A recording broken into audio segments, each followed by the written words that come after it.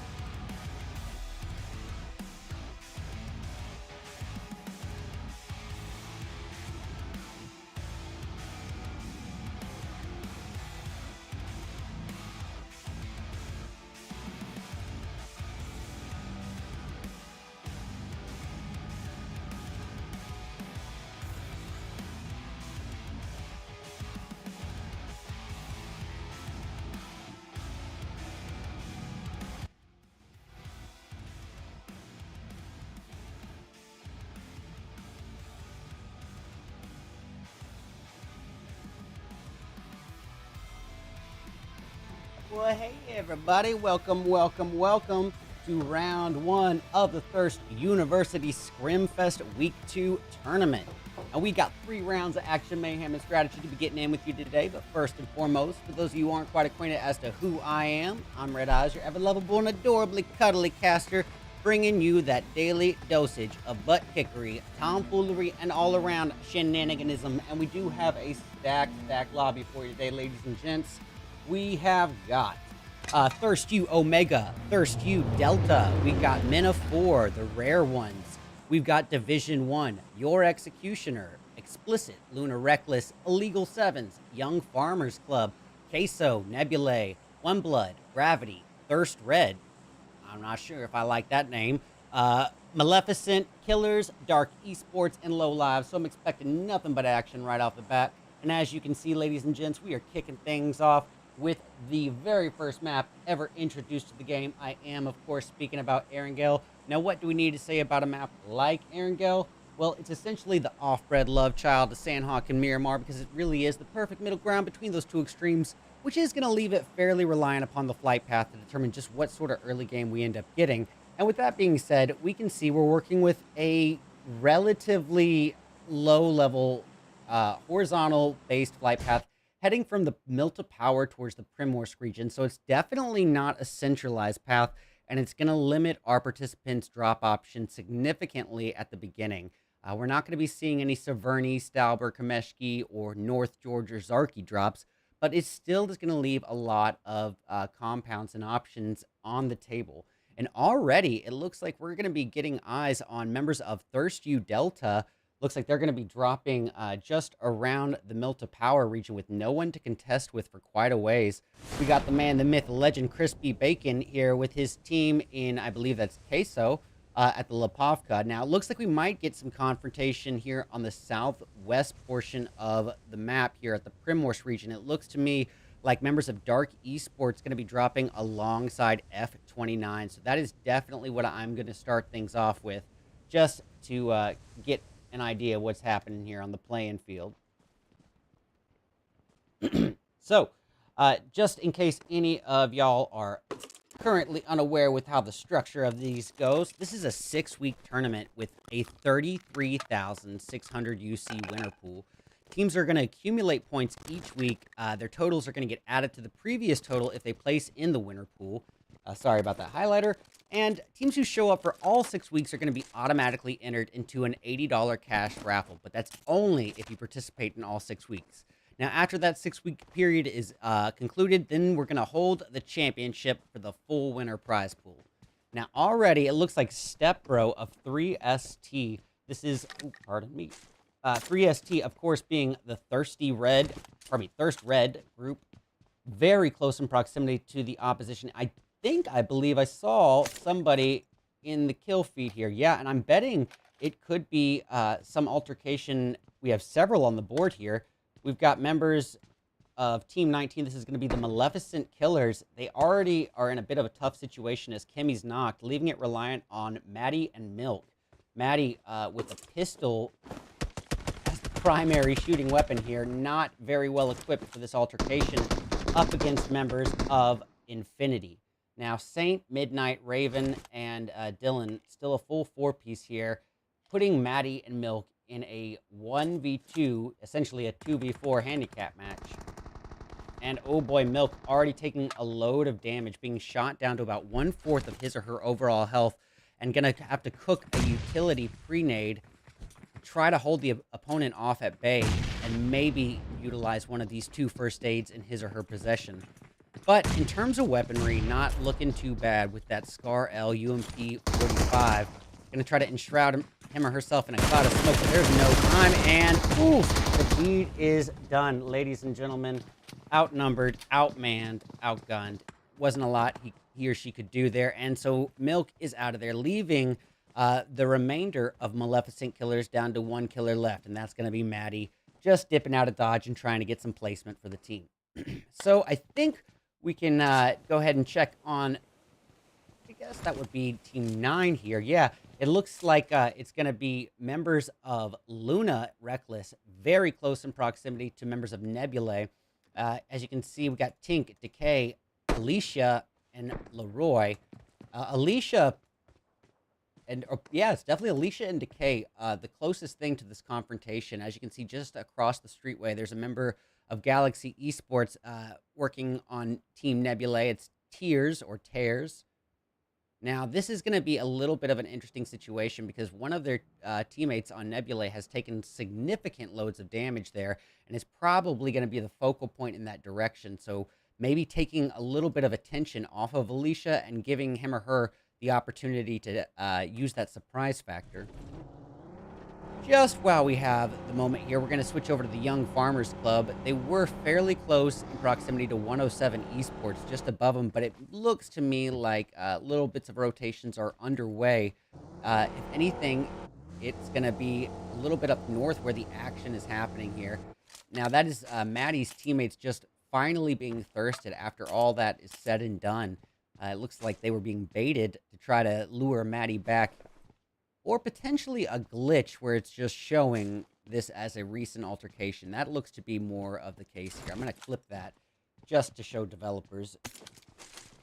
But, yeah, we're going to switch all around here just to keep getting a little general idea of the playing field. But as we know to be the case, we are going to be left with potentially a little bit of downtime here, and that is to be expected on larger maps.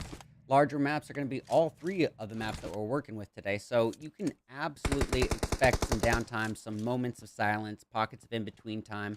But you know what I always say, it's becoming my trademark slang here, is a more passive early game is going to definitely translate to a more action-packed and climactic mid or in-game. So it's going to be worth the trade if you ask me. Now we can see FEK here.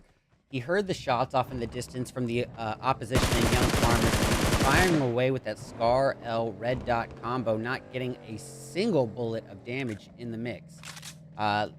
Further up north, it looks like, yeah, it's definitely still showing the members of Team 19, that is Maleficent Killers, who got clapped and thirsted several minutes ago. It's still showing them as recently clapped. Ooh, we got Men of 4 here doing a little bit of a gutsy move. It looks like every man for himself vehicle approach, just to sort of diversify their portfolio, so to speak, not putting all their eggs in one basket. By doing this, it's a bit of a coin flip in terms of advantage versus disadvantage. The advantage is obvious. You're not all going to be taken out in one spray, and you're going to be able to acquire multiple angles on an opponent potentially.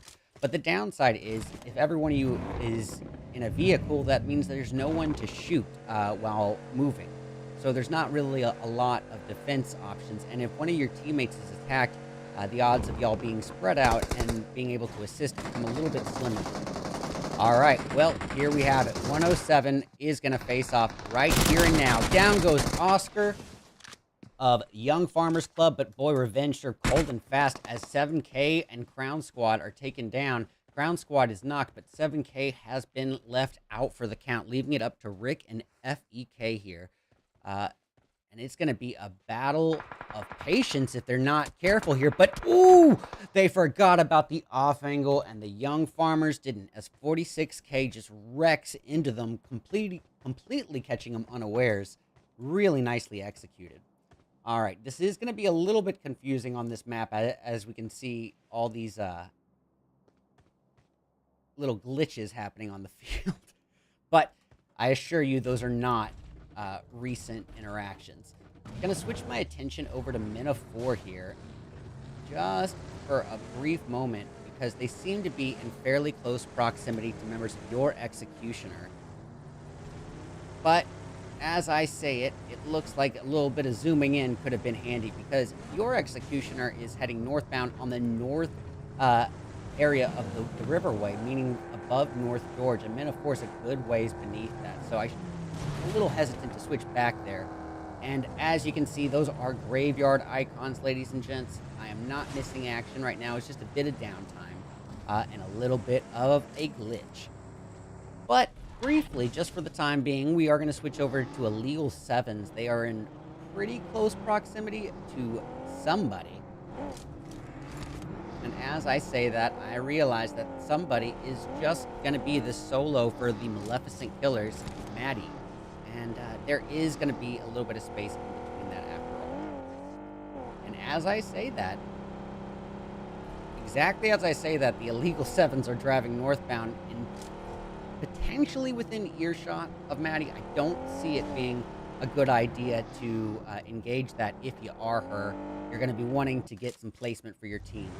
Now, keep in mind, ladies and gentlemen, that while PMPL scoring structure has adapted to prioritize eliminations, that does not mean that placement points are not a huge factor.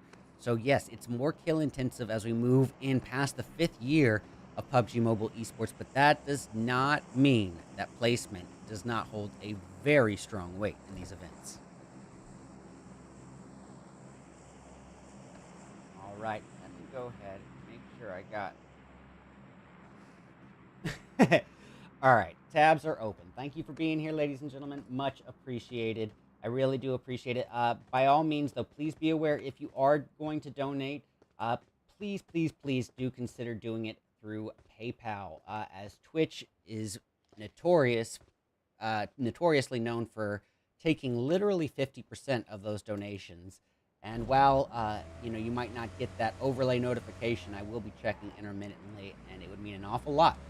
All right, well, we got Quee here of Passion Fruit filling in for Queso here and driving uncomfortably close to Thirsty Omega members and quickly realizing her error and rerouting her destination, as the GPS would say. But a little bit of a waiting game thus far in this match.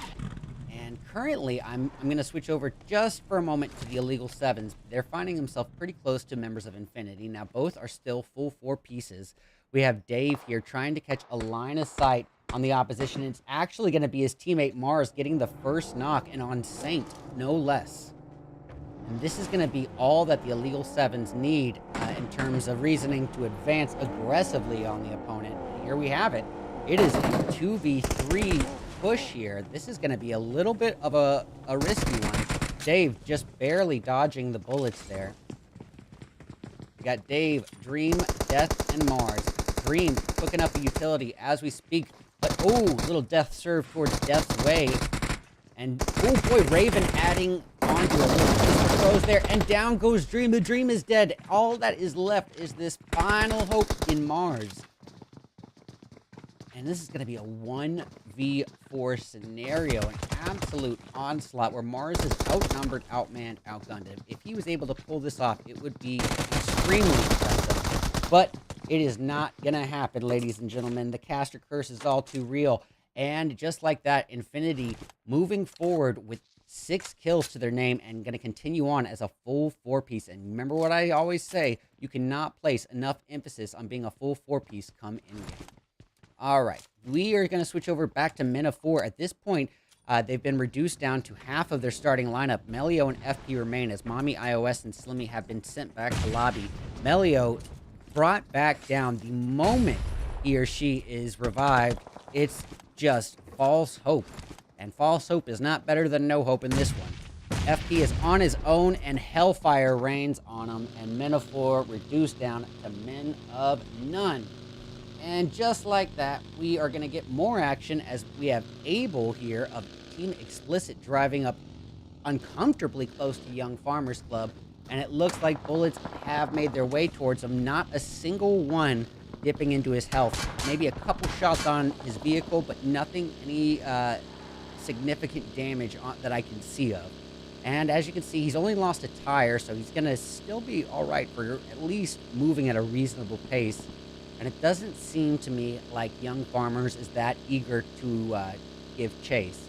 But it's out of the frying pan into the fire for poor Abel as he drives away from Young Farmers and right into a pool of Dark Esports members. As you can see, we got Amrit just above the crates in front of us. Luckily for Abel, he's not alone. He does have his one of his teammates here, or pardon me, one of his teammates on the back, and the full team is here in vehicles in a 2-2 split, but Abel taken down for the count and quickly third, just like that.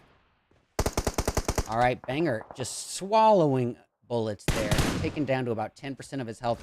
Definitely needs to prioritize a revive before presenting himself to the opposition again. Boy, that glitch is going to complicate the situation quite a bit here, as it's showing all these things being altercations that are happening now, and that's definitely not the case. As you can see, Metaphor is not alive, but they are still showing there.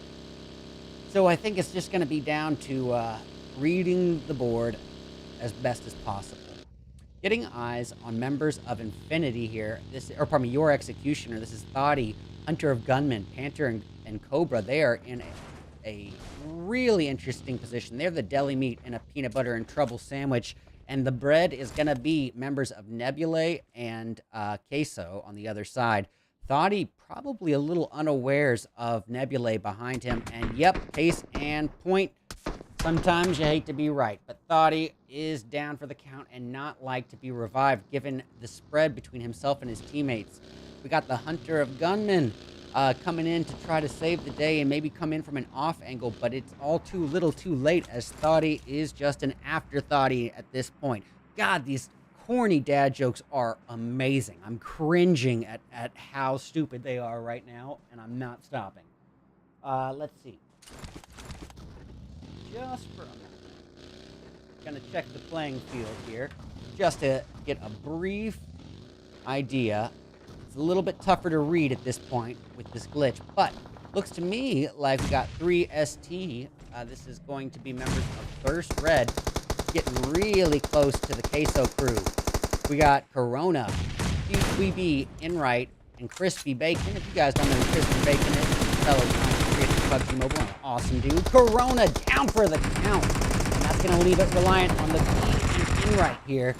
Well, this B will hopefully be able to pack a sting, but Inright, very low on health, is able to get a first aid off at the very least, going to exemplify the utilities, especially in the later stages.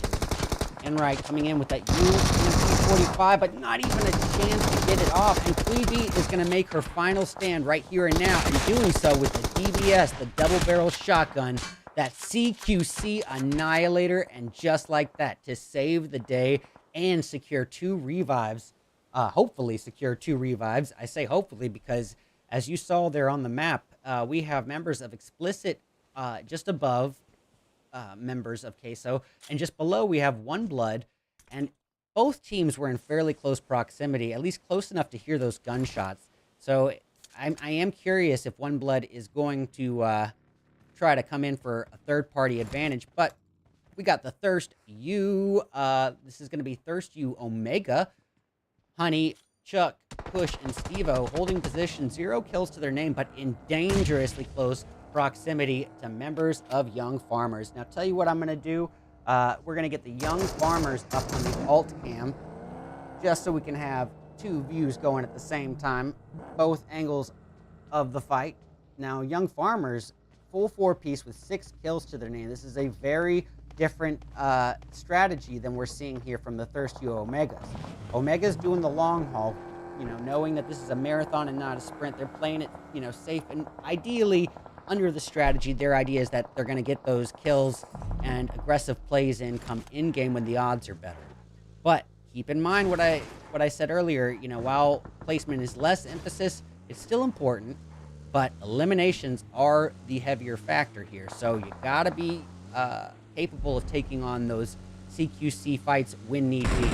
We got Honey driving by, members of Nebulae as we speak, and shots being put outward, taking her down to just above half health. Chuck, a bit of an off angle holder here, and he could be in for a world of trouble here. He caught a line of sight on Division 1, definitely dealt out some significant damage, not enough to seal the deal there. And as the scripture of Vin Diesel reads in the Bible of Fast and the Furious, it doesn't matter whether you win by an inch or a mile, winning's winning. If you didn't get that knock, it's like it never happened after that first aid's off. Well, Chuck putting all the noise out there, letting us go down to the backside, and that was where One Blood Esports intended to come in from the off angle. Luckily, teammates were there, ready and waiting, covering the 180 and getting that backside secured. Switching my attention briefly, we're going to go back to, well, Young Farmers has had their time. Let's have some time here with One Blood and 3ST. I believe that's already completed altercation. Well, we got Makuri putting out the damage, taking out Rhypuria, and then quickly refocusing his attention with that 3x M4 outwards to the remainders of Young Farmers.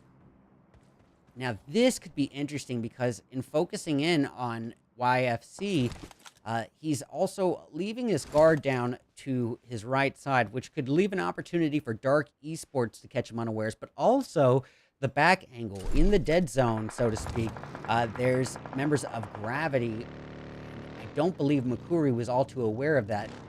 And so, you know, if he starts seeing red all too literally here, you know, focusing in on YFC a little too much could be very problematic here. And it looks like Luna Reckless going at it in the distance. We're going to switch over just for a brief moment, catching an eye on this altercation that they're engaging in with members of Infinity. Well, Tears is down at the hands of Leroy off in the distance, but Revenge served cold and fast as Leroy is taken down in retaliation. Oh, sorry about that map. All right, quickly switching back. Decay and Alicia are what remains here for Luna Reckless. And, I spoke too soon. Alicia is the last hope at this point. All right, Alicia in a bit of a conundrum as, you know, all that focus was put onto Nebulae, but the backside, your Executioner, like sharks in the water, smelled the blood and catching that off angle. Looks like Low Lives going at it off in the distance. Yeah, it's going to be Mommy Power, SK Snowy, and Storm here. Uzi Killer has been eliminated. It looks like Snowy able to heal herself up just in the nick of time. So they're going to continue forward as a three-piece, but keep in mind this three-piece is responsible for all 4 of the team's kills. Quickly going back to Dark Esports as they drive in, getting a nice little up angle, high ground angle on Aiden. And yep, just as I said it, Aiden is out for the count. So we're going to just check the playing field here. I want to zoom in. This glitch is happening on both devices, so it must be a game error. But I think we'll get One Blood here on the alt cam just to be on the safe side. Oh, and I guess that would mean we'll go to First U Omega on the main. First U Omega has a real opportunity to enact a gatekeep on numerous teams, actually, but primarily onto One Blood. But it's not to discredit this Overwatch position that they have on members of Peso as well. Looks like, yeah, Low Lives having had it in the distance. We'll catch eyes once again. Snowy down. Mommy Power is up, but desperately needing to heal.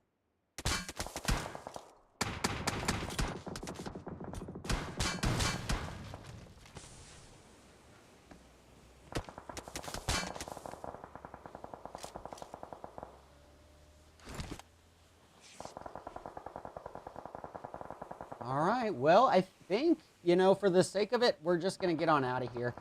Go back to members of One Blood here.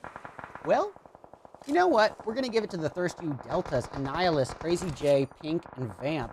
Crazy J taking a monstrous bit of damage there, but able to heal up right in the nick of time. We hear bullets being put outwards from Explicit, not really hitting the mark, but One Blood is in a bit of a conundrum. Low Lives still securing some knocks off in the distance, but it looks like they might be drawn to a quick halt, just like that. And it is almost impossible to see who is fighting who with this glitch. All right. Well, okay. We got Zen11 here of Young Farmers, just the deli meat and a peanut butter and trouble sandwich, pinched in between numerous teams. He's got the Thirst U Delta crew just beneath him, and just above him, he's got Thirst U Omega. It's a Thirst U sandwich. All right. Well, we're hearing shots being put off in the distance, and that is going to be from Explicit with the off angle outside of the zone, and they're still getting numerous knocks here on the playing field. Now, keep in mind, ladies and gentlemen, this is a interesting in-game zone with literally literally no compounds afforded to the entire playing field. So this is going to mean that those utilities have to be saved up. And going to exemplify just the importance of having it when there is nothing to protect you, no compounds or vehicles to protect you from the line of fire. That is when it really comes down to knowing the geography, the good hills and divots to occupy, and when you don't have those, when to utilize those utilities. Well, we got the Thirst U Omegas weighing their options and leaving the TFC, YFC Zen 11 alone, almost leaving him alone. But can he make it in? Oh, Kisso is being wrecked into it's all down to Queen Bee and just eliminated from the distance by Thirst U Omega. And oh, revenge as Kush is taken right out of there. That's going to leave everything reliant on Chuck, who has got no health to speak of, desperately needing to heal, and making sure that he doesn't get taken out by a vehicle explosion at the very least. Going to utilize his health right now. I think on the alt cam, just going to switch over. We are left here with a 2v2v3 here to end round one. Ladies and gentlemen.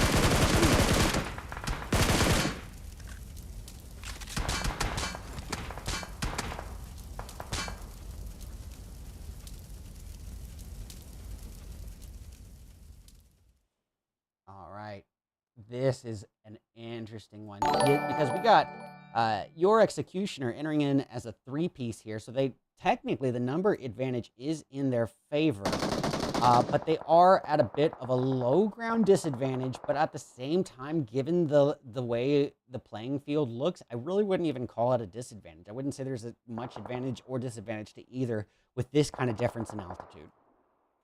I just think it's disadvantageous for everybody.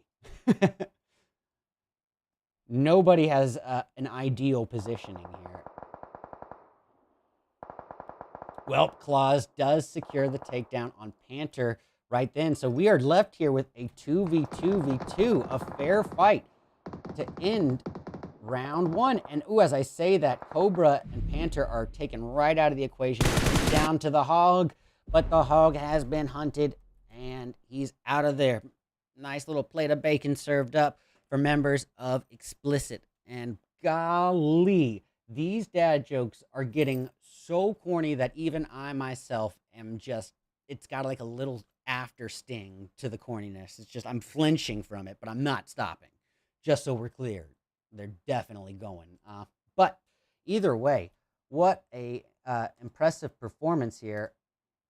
Well, don't worry. I know that didn't go over the scores, but luckily you got RedEyes here, who does have the alt cam. But I think that was actually, it was supposed to show that before anything, so I think that might have been part of the glitch. But either way, we've got Explicit taking first place with 15 kills between Chapo and Claus alone. 9 kills on Claus's back. Wow, that's a heavy backpack. We got the Thirst U Omegas. This is going to be Honey, Kush, Steve-O, and Chuck taking second place with 6 kills. Here, I'll tell you what. I will put this other cam feed up all the way towards full screen, just so we can see it a little bit better. Alt view. There we go. All right. So, oh, I see why. All right, we got wow. Okay, so we got members of your Executioner grabbing third place with 5 kills. Fourth place is going to go to the Queso crew, and that's going to be with 8. Pardon me. Fourth place going to Young Farmers Club with 8. Queso in 5th place, my apologies, with 3 kills. We got the Thirst U Deltas in 6th, but with 0 kills to speak of. Dark Esports grabbing 7th with 6. Half of those go to Ronaldo. One Blood in 8th with 5 kills. 4 of those 5 on Slayer's back. We got Low Lives in 9th with 5 kills. GXE, this is going to be Swift, Vivi, Tears, and Dova in 10th with 4 kills between Dova and Vivi. We got members of Infinity I believe this is Infinity. Aiden, Mandy, Your Mom, and Misfire of GXE with 0 kills in 11th. Luna, Reckless in 12th with 3. We've got Saint, Midnight, Raven, and Dylan. I believe this is going to be either Infinity or Nebulae. A lot of the same tags here. But they're going to be taking 11th with 0 kills to speak of. Luna, Decay, Leroy, Tink, and Alicia, 12th, 3. All right, 13th. That's what I was talking about. Now I'm back on track. We got D1 in 14th with 0. 3ST in 15th with 1 kill from M. We got Kimmy, Maddie, and Milk. That is going to be of Maleficent Kings in 16th place with 1 kill to Maddie. Mina 4, rough start to the day. 17th, 0 kills. I7, this is going to be the illegal 7s, taking 18th with 0, and keeping up with that trend, 107 and 19th with 0 kills as well. All right. Well, ladies and gentlemen, that is going to be one round down, but we still have 2 more rounds of action, mayhem, and strategy ahead of us. Stick around. We'll be back in just a few short moments with more Thirst ScrimFest Thirst University ScrimFest Week 2. What are words? Stick around.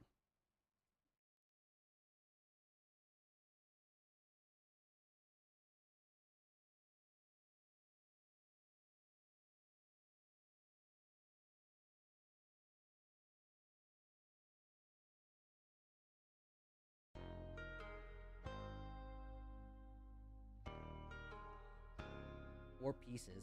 We have Dave here trying to catch a line of sight on the opposition. It's actually going to be his teammate Mars getting the first knock, and on Saint, no less. And this is going to be all that the illegal 7s need in terms of reasoning to advance.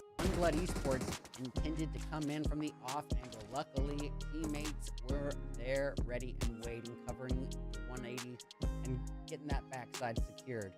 Switching my attention briefly, we're going to go back to, well, Young Farmers has had their time. Let's have some time here with One Blood and 3ST, I believe that's already ended altercation.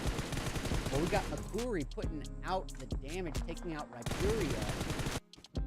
All right, we are going to switch over back to Mina 4. At this point, they've been reduced down to half of their starting lineup. Melio and FP remain as Mommy, iOS, and Slimmy have been sent back to lobby. Melio brought back down the moment he or she is revived. It's just false hope. And false hope is not better than no hope in this one. FP is on his own and Hellfire reigns on him. And Metaphor reduced down to men of none. Eager to give chase. It's out of the frying pan into the fire for poor Abel as he drives away from Young Farmers and right into a pool of Dark Esports members. As you can see, we got Amrit just above the crates in front of us. Luckily for Abel, he's not alone. He does have his one of his teammates here, or pardon me, one of his teammates on the back, and the full team is here in the vehicles in a 2-2 split. But Abel taken down for the count and quickly thirds just like that. Milk already taking a load of damage, being shot down to about 1/4 of his or her overall health, and gonna have to cook a utility pre-nade, try to hold the opponent off at bay, and maybe utilize one of these 2 first aids in his or her possession. But in terms of weaponry, not looking too bad with that Scar L UMP 45. Gonna try to enshroud him or herself in a cloud of smoke, but there's no time, and ooh, the deed is done, ladies and gentlemen. Furia is naded down at the hands of Manja.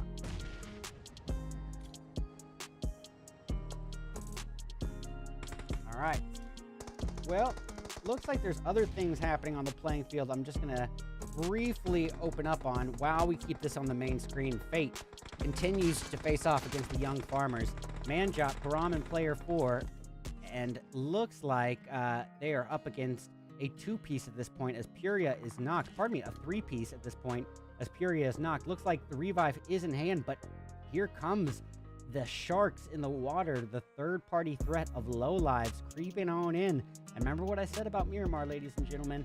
You got to be aware of your distant surroundings as well. With this much open ground, they could easily be sniped. And case in point, low lives wrecking into Zen 11, and down he goes. Sometimes I impress myself with just how right I am. Just a bit of damage there, but able to heal up right in the nick of time. We hear bullets being put outwards from explicit, not really hitting the mark, but One Blood is in a bit of a conundrum. Low lives still securing some knocks off in the distance, but it looks like they might be drawn to a quick halt, just like that. And it is almost impossible to see who is fighting who with this glitch. All right. Before we can mark the date and time. This will be the second time I've ever been wrong about anything, ever, as Trias has actually approached the altercation, but not very well aware of their surroundings. P2 is taken down, but here is 12 p.m. to retaliate. Can he seal the deal from the low ground disadvantage? Oh boy. Quick work with that that Tommy gun M4 combo. Suppress Tommy. And he's got 2 knocks on the board, but it's going to leave Noob here. And Noob retaliating as best as possible. And it's not going to be enough. But you know who was up? Was, T98K. T98K sent one final message before the damage was done. And that is going to conclude that altercation, bringing Ruthless up to 4 kills between Mando and what's-his-name. Awesome. Getting eyes on members of Infinity here. Your Executioner. This is Thoughty, Hunter of Gunmen, Panther, and Cobra. They are in a really interesting position. They're the deli meat and a peanut butter and trouble sandwich. And the bread is going to be members of Nebulae and Queso on the other side. Thoughty probably a little unawares of Nebulae behind him. And yep, pace and point. Sometimes you hate to be red all too literally here. You know, focusing in on YFC a little too much could be very problematic here. And it looks like Luna Reckless going at it in the distance. We're going to switch over just for a brief moment, catching an eye on this altercation that they're engaging in with members of Infinity. Well, Tears is down at the hands of Leroy off in the distance, but Revenge served cold and fast as Leroy is taken down in retaliation. We're going to switch over just for a brief moment, catching an eye on this altercation that they're engaging in with members of Infinity. Well, Tears is down at the hands of Leroy off in the distance, but Revenge served cold and fast as Leroy is taken down in retaliation. Oh, sorry about that map. All right, quickly switching back. Decay and Alicia are what remains here. And, ooh, I spoke too soon. Alicia is the last hope at this point. Like little bits of rotations are underway. If anything, it's going to be a little bit up north where the action is happening here.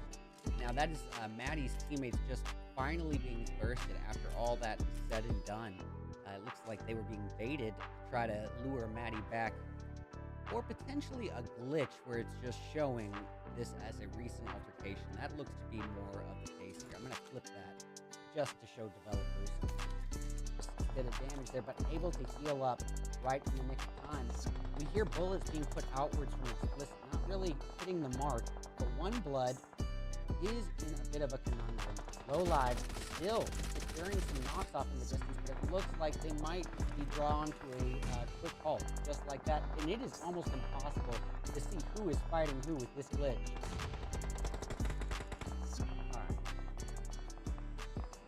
Red all too literally here.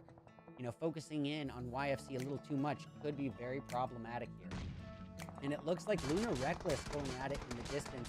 We're going to switch over just for a brief moment, catching an eye on this altercation that they're engaging in with members of Infinity. Well, Tears is down at the hands of Leroy off in the distance, but Revenge served cold and fast as Leroy is taken down in retaliation. One Blood Esports intended to come in from the off angle. Luckily, teammates were there, ready and waiting, covering the 180 and getting that backside secured. Switching my attention briefly, we're going to go back to, well, Young Farmers has had their time. Let's have some time here with One Blood and 3ST. I believe that's already ended altercation. Well, we got Makuri putting out the damage, taking out Riberia. We're going to switch over just for a brief moment, catching an eye on this altercation that they're engaging in with members of Infinity. Well, Tears is down at the hands of Leroy off in the distance, but ooh, revenge served cold and fast as Leroy is taken down in retaliation. Oh, sorry about that map. All right, quickly switching back. Decay and Alicia are what remains here. And ooh, I spoke too soon. Alicia is the last hope at this point. You having at it. Ooh, Rick is down alongside his teammate Kay, leaving Rex as the final hope, and boom, the quick work done by ThirstU Omega. All right, looks like to be a little bit of a four-way standoff in the Northeast. Not too eager to switch over to that because those standoffs can really linger on for quite some time. So I'm gonna put my eggs in the basket of, yep, Low Lives and ThirstU, or members of Infinity and Try Us. Yeah, looks like Uzi Killer here with a 6x suppressed M16. All the while, it is going to be Try Us facing off down below against your Executioner. Let's catch wind. 12 p.m. down, leaving it relying on Noob and P2, and Noob swallowing the nade whole as a caster curse greets him in the face to give chase. It's out of the frying pan into the fire for poor Abel as he drives away from Young Farmers and right into a pool of Dark Esports members. As you can see, we got Amrit just above the crates in front of us. Luckily for Abel, he's not alone. He does have his one of his teammates here, or pardon me, one of his teammates on the back, and the full team is here in the vehicles in a 2-2 split. But Abel taken down for the count and quickly turns just like that. Green hooking up a utility as we speak, but oh, little death served towards Death's way. And oh boy, Raven adding onto a little piece of throws there, and down goes Dream. The Dream is dead. All that is left is this final hope in Mars. And this is going to be a 1v4 scenario, an absolute onslaught where Mars is outnumbered, outmanned, outgunned. If he was able to pull this off, it would be extremely impressive.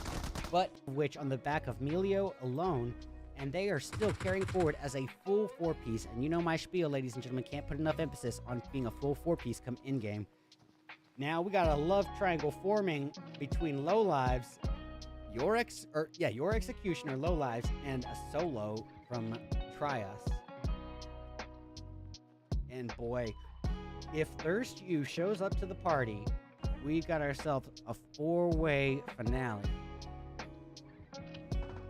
Well, shots are fired at as members of your Executioner rotate southbound, trying to get geographical cover here. And I think this is a good example of when low ground can actually be used advantageously.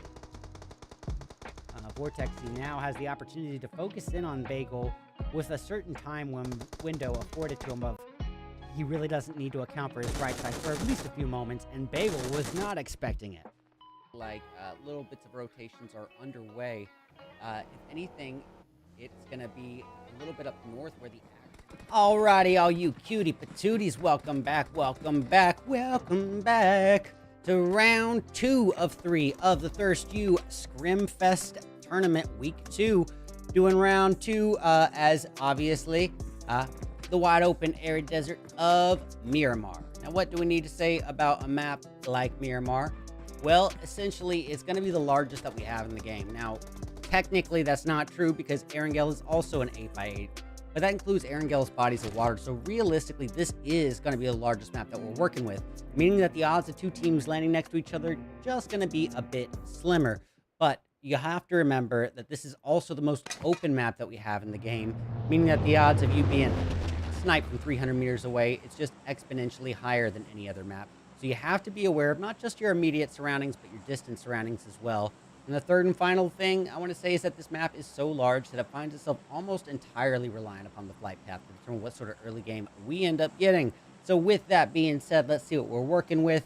It is an almost perfect flight path here for the participants. Let me go ahead and get off the screen here so you can see what I'm saying.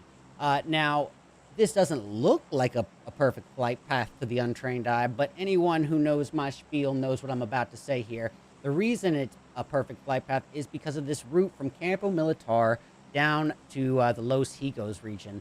It's going to take you right through 2 strings of cities and compounds. And this flight path is running close enough in proximity that all of those compounds and cities are still droppable. So our participants are left with nothing but options right off the back in terms of drop locations, which can mean one thing for us potentially is that the odds of a slower match, at least a slower start to our match, it's just a higher chance of it. But if you take notice, way down south, we can see members of Thirst U Delta getting pretty close. One member of Thirst U Delta getting uncomfortably close to Trouble. Trouble is in the shape of your Executioner. It's a nihilist desperately trying to escape the Executioners, driving away and even catching a line of sight on Thoughty. I wonder if they were about to run into each other for a moment, but neither of them has a passenger to provide any gunfire out of there. So just for the time being, it's early game, get looted up. Anything else on the playing field? Yes, there is. At the La Bendita area, we can see that there is a very close proximity between Nebulae and 107 Esports, as well as at El Azahar, where the Thirst U Omega crew is pretty close to the Illegal Sevens. So I think we'll start things off. Since this is a Thirst U event, let's give the Thirst U crew a little preliminary screen time here. We got Honey holding position with an Uzi Mini 14 combo. Now that is probably more so out of necessity than preference. I say that with a lot of bias against the Uzi, but I know it's not a bad gun. But in this kind of close proximity, that quick mag, the rate at which it empties a mag, the firing rate is so fast that you have to be fairly darn precise with that gun. And once that clip is empty, you know, it can spell a lot of trouble. So I think that this is definitely, you know, just more so what was left on the table here at this point. But Honey getting over onto the same side of the street as the Illegal Sevens, Death and Dave, while Steve-O holds the off angle and compound cover just across the way. I do think that this 3-1 split could be advantageous if Steve-O is able to take the attention of Death and Dave away from Honey and Chuck. If he can do that long enough for Honey and Chuck to get maybe some off angles here, maybe 2 separate off angles, it could even be an opportunity for the Boa method to be implemented. But I believe I saw something here on the board. Who's fighting? Who is fighting? There's so many Galaxy Esports crews and... yeah, all right, we got action. Let's get back. It's going to be here between Nebulae and 107. We got Swift just on top of the roof of the opposition. Tears holding down the low ground. Hey, thank you so much, Jukes, for the follow. Much appreciated, buddy.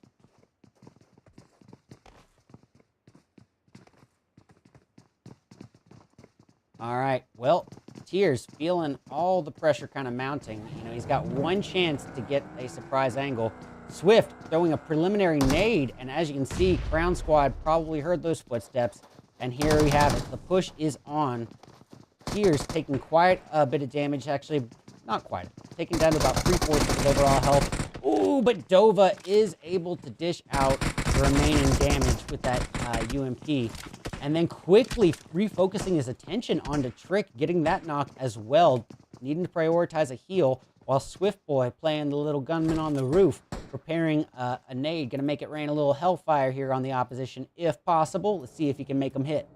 Oh, goodness gracious. Crown is uncrowned right there. The king is dead. And Dova wasting no time, but a little preemptive there. Maybe a little ahead of himself. He just had to wait a few seconds for some teammate support, but here we have it. Swift, Vivi, and Tears coming in to 3v1. Tell you what, we'll just go ahead and get the off angle. If Crown is able to be revived, it is a huge error on the end of Nebulae, and it is not going to happen. The deed is done, and Nebulae reigns supreme on that one. So, where's our next bit of action going to come from? looks like, is this glitch still happening? It is. All right. Well, that's unfortunate. Looks like we're going to be dealing with that one the entire stream today. But, yeah, we are currently left with a little bit of a spread, except for in the El Azahara region, where we can see members of the Illegal Sevens and Thirst U Omega holding position. And this is going to be really interesting to see how Omega handles this, because with this 2-2 split, they literally have a great opportunity to sandwich the Illegal Sevens here, or even to enact a BOA method, which is, for those of you who aren't quite aware, it's a coin, or a term I coined myself. I'm not really sure what the official terminology is, but essentially it's a 1-1-1-1 split, a 2-2 split, or a 3-1 split, surrounding your opponent and then simultaneously constricting on them, kind of implementing that panic factor, as well as numerous angles of gunfire. And it is very effective if it's implemented correctly, but boy, oh boy, to say that it is tough to get that positioning in place is an understatement. So I think, yeah, we'll switch back here. Keep eyes on the task at hand. I know that it's saying 107 is being eliminated, but that's not true. They've been out for a few minutes at this point. And so I guess we are left here with a little bit of downtime. As I said in round one, downtime is to be expected in larger maps. Larger maps are going to be 3 out of the 3 maps that we're working with today. So yes, it is 100% understandable that we're having some downtime, pockets of silence, bits of in-between time. But as you know, to be my spiel, as I always say, a more passive early game is only going to directly translate to a more action-packed and climactic mid or in-game for us. So it'll be worth the trade. All right. Thank you for the follow, B. I appreciate that. And thank you for the follow, Jukes, as well. Just a heads up, guys. If I know we had some discussion about it last week, but if anyone decides that they are interested in donating, I would request that donations be sent directly to PayPal, because Twitch, in some unbelievably unethical, business model, takes 50% of our stream earnings. 50% is just unbelievable, versus a platform like Kick that gives 95% to the streamer. It's just a lot of the viewers are unaware of just how much of a chunk of change Twitch and Amazon take out of that. So it would make all the difference. If you are deciding that you're going to donate, if you do choose, please choose PayPal. The link is pinned to the top of the chat feed. Now, while I won't get an on-screen overlay notification, I am checking intermittently, and will send out thank yous accordingly. But we are with some downtime. So I think the next bit of action on the board is very likely going to be down here in the south. It could be between Metaphor, One Blood, Dark Esports. I don't see a lot of chance for your Executioner to be rotating eastbound after they work their way in zone. Not a lot of reason to, unless they want to hold the coastal region and not account for the backside. But from my prediction, I'm thinking that they're going to be heading up the coastal, or the edge of the safe zone route, and maybe trying to get some high ground where they might run into members of Division 1. But for now, this is where my attention is. One Blood and Dark Esports, with Amrit pulling a rotation northbound. Just while we have a moment elsewhere, I want to make sure I'm not missing anything on the playing field. Yeah, we might be getting close to missing something. So I'm going to switch my attention over here to the Thirst U Deltas. They're in close proximity to the northbound threat of Gravity, another GXE team. So, Aiden, your mom, Mandy, and Misfire here. And it looks like, what? Okay, yeah, they are. It's your mom and Misfire that are closest to the altercation with Thirst U Deltas. And for some reason, no one is even budging an inch in the vehicle still. Well, let's switch over to low lives. We got Snowy in close proximity to members of Illegal Sevens. And I think she is pretty aware of it and falling back, trying to secure some high ground, maybe for an overwatch opportunity. We got Mommy Power with an 8x M24, all too aware of the illegal sevens and trying to catch a line of sight on Death and Dave. Maybe not so aware of Loverboy off to the left. Dave giving a brief moment of exposition, but not enough time for Mommy to capitalize here.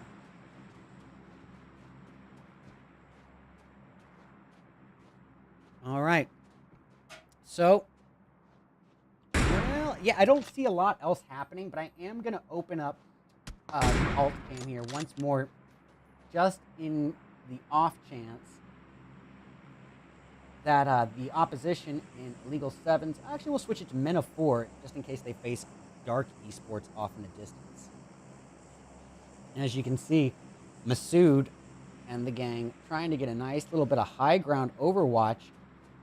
But off in the distance, we see Division 1 being ganged up on. So I think we'll actually get that as the focus here, just for now.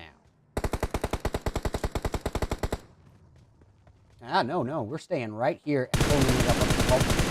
As Mommy wrecks into Rapuria. Beautiful takedown. Great reaction time as well. So, yeah, we'll get men of 4 on the alt cam here as Masood aiming in at Dark Esports catches a line of sight on top. Ooh, but now it's going to be your Executioner having at it with other GXE members. Low lives here in the foreground, sandwiched in between Young Farmers and the illegal sevens. Oh, Corona, even with the low ground disadvantage, just laying an onslaught, a thunderstorm of bullets, wrecking into the Young Farmers, taking Zin and, well, taking Zin out of the equation. Rapuria might be a kill steal opportunity as 3 of the low lives members have been knocked, leaving it all reliant upon one person only for them, and that's going to be Snowy. Snowy being shot down to about 1/3 of her overall health, and the deed is done at the hands of the illegal sevens. All right. Well, off in the alt cam, I know that we have stuff happening here too, but we got men of 4 engaging a push here. Yeah, they're engaging a push here with Dark Esports. Masood trying to cook a nade here, maybe get an easy thirst onto on top if possible. Mommy iOS coming in with the mini M4 in hand, entirely reliant upon 5.56. Ronaldo and Claus, though, have an opportunity to use this geographical low ground and rotate out. You don't often see the advantages of these low ground positionings, but they're there. You just have to know how to use it. And that was a beautiful implementation by Dark Esports to kind of give themselves a safer escape route from a situation that they were outnumbered, outmanned, and outgunned in. Well, where is the action going to be? It's tough to tell with this little spectator glitch, but I think I'm going to switch to Queso. Queso seems to be rotating southbound onto members of illegal sevens. Yep, at this point, Crispy and Inrider down. It's down to Queen Bee and Corona. Queen Bee firing from the low ground, taking a little bit of attention off Corona, and here we go. A little thirst there for Loverboy, but I bet you they're going to make some bacon out of Crispy Bacon right here and now in retaliation. But, ooh, the damage done to Death is so much that he has to bow out of that thirst and prioritize the revive. Let's give it him a little screen time at this point. He's responsible for 3 of the team's 5 kills, and he is the last hope for I7, the illegal sevens. Off in the distance, Division 1 going after members of Maleficent Killers. And you know what? On the alt cam, we're going to get it up again because men of 4 preparing an engagement with One Blood. All right, nades being put outwards by Death. Hopefully trying to make it rain a little bit of hellfire here, but not any luck there. Corona coming in. He's got to climb this hill here where he's at a total vulnerable disadvantage, but the numbers in his favor when Crispy got brought back. And boy, oh boy. Revenge dished out in full proportions there. Nicely done.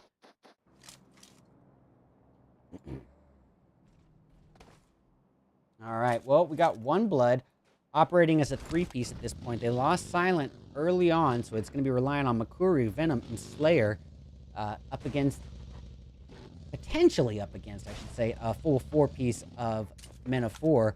But Men of 4 seems to be prioritizing placement into this new zone, and understandably why. Goodness gracious. The participants are absolutely kicking their feet, but as a spectator, I'm loving this. Half the zone is water, just entirely limiting the participants' occupation options. They don't have a lot of real estate to choose from anymore, which means that we are going to be getting some mid-game confrontations a little ahead of time. But Men of 4 already getting in close proximity to Division 1, but unknowingly sandwiching themselves in between D1 and members of Thirst You Omega. Now, that could be problematic for Men of 4. We got Mommy iOS securing a little bit of cover here from D1, but in complete vulnerability to members of TU, and that is where I see the problem. But proving me wrong as Mommy just wrecks into Wolf right there and then. All right. Masood holding the angle, utilizing what cover he can. But, yeah, Men of 4 is uncomfortably sandwiched here. I don't think that they're aware of that. Tell you what, we'll see what else is happening on the playing field. Anything else on the board? No.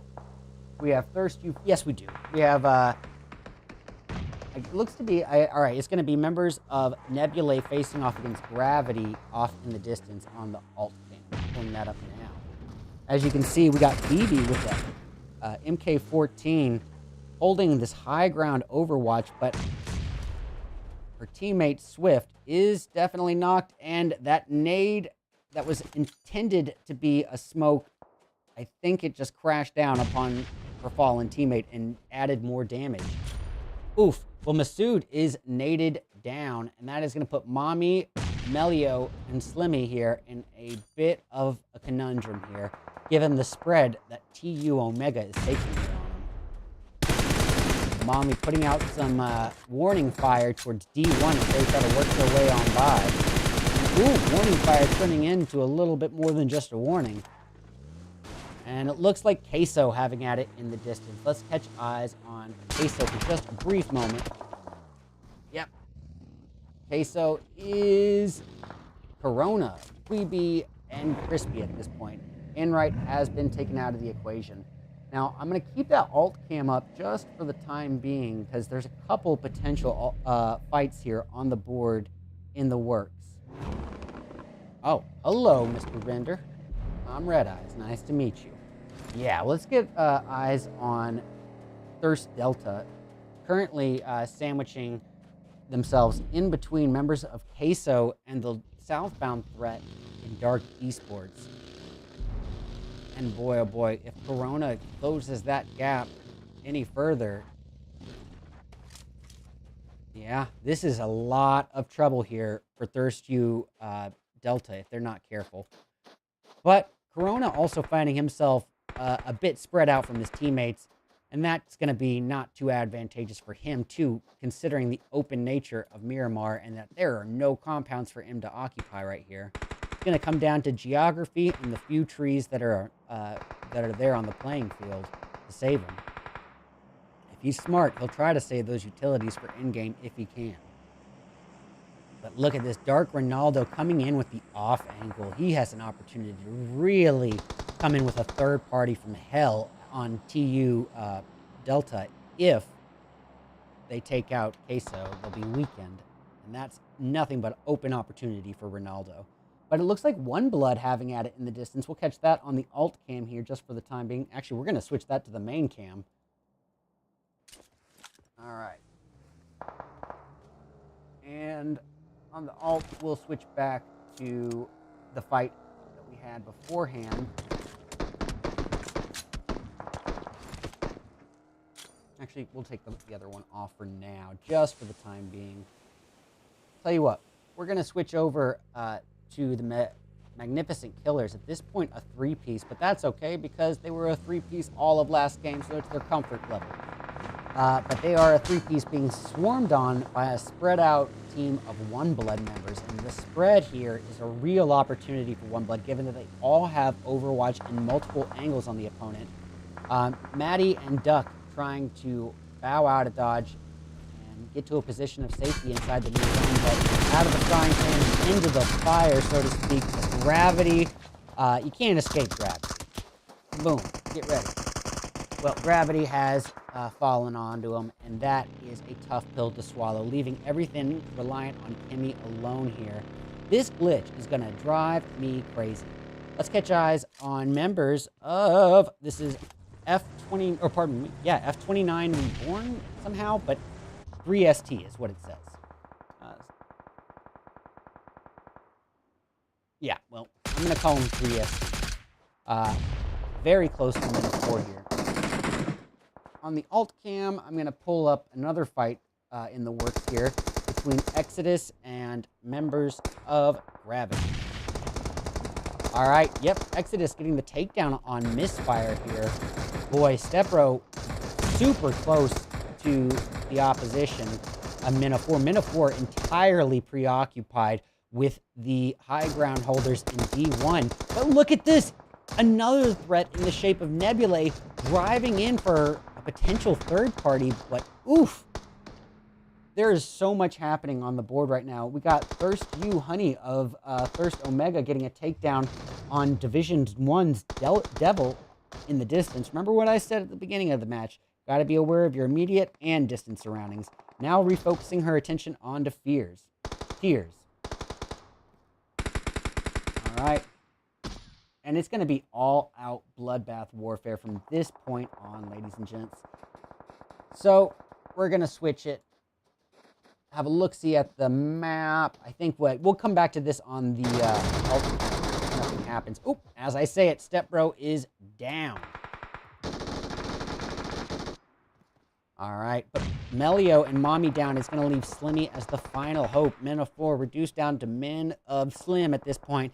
He is going to try to secure a revive, I would think, but it's a matter of time. Does he have the time before the push? I stand corrected for some reason. Yeah, Cloud, rather than reorienting attention onto Slimmy, the final remaining member up of Minotaur, he focuses instead on a Thirst, and because of that, Mommy iOS is up and about once again. So it's a 2v4. Slimmy taking a lot of damage there, going to try to get a first aid off if possible, but very vulnerable from this angle given the window. All right, we got Cloud coming in. Mommy holding this off wall, but One Blood pulling the wide flank. You know what? I'm going to switch to One Blood on the alt cam to see if they can do anything about that. Well, One Blood wasting no time going in after D1. And ooh, Minotaur wreck into the opposition of F29. And it's quick work, but Slimmy swallowing a full plate of revenge. And oof, One Blood facing off in the distance as McCurry is taken down, leaving it up to Venom and Slayer here in this altercation with D1. Venom cooking up a nade.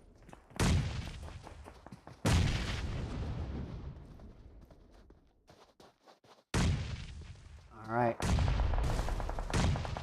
Well, Venom is down like a bad habit. Vic being revived by the other Vic. Vic on Vic healing. This is going to be interesting. It's very tough to see who's fighting who like this. But, yeah, there is a member of 3ST remaining. Okay. But in terms of zooming in, this is as close as I can get. So we'll catch eyes on body of your Executioner. M4. And, oh, nice. Teammate Panther taking the off angle and getting another knock on Thirst U Omega. And this is your Executioner's chance to, all puns intended, execute. Panther wasting no time, advancing upon Chuck. UMP 45 in hand, full clip, not catching the line of sight, but ooh, Chuck let his guard down and was taken out by the Cobra, the Desert Cobra. Now it's all reliant on Honey to carry on the main. And boy, a little bit toxic and salty. as Honey secures a retaliatory thirst. A little bit of revenge, served cold and fast, but now needing to prioritize healing. No time to waste. Ladies and gentlemen, it's all-out bloodbath warfare from this point on. We've got a close altercation between One Blood's Venom and 3ST's Joe. Venom enshrouding himself in a cloud of smoke, but too little too late as Joe wrecks house and gets him with a spray and pray tactic.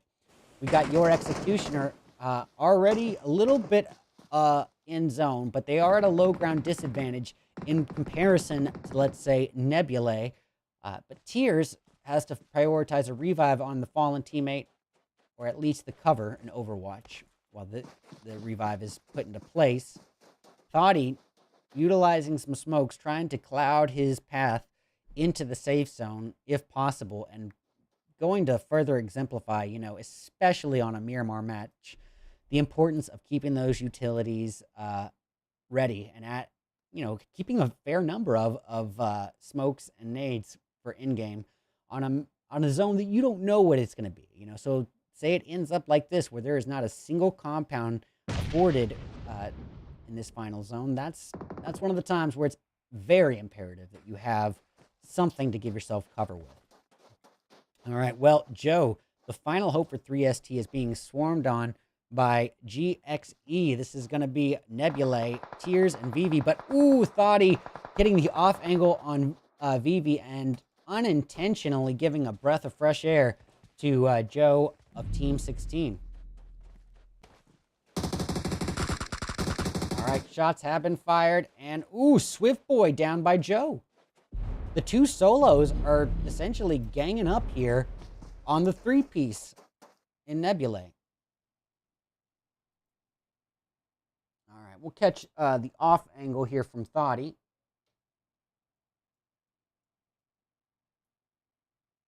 All right, it is the end game, a 1v1v2, I believe. Nope, a 1v1v1. Sorry, that's not a player. That's literally the remaining zone, just the exact size. Yeah, it's a 1v1v1, a fair fight for the end game in round 2, ladies and gentlemen. Let's get it.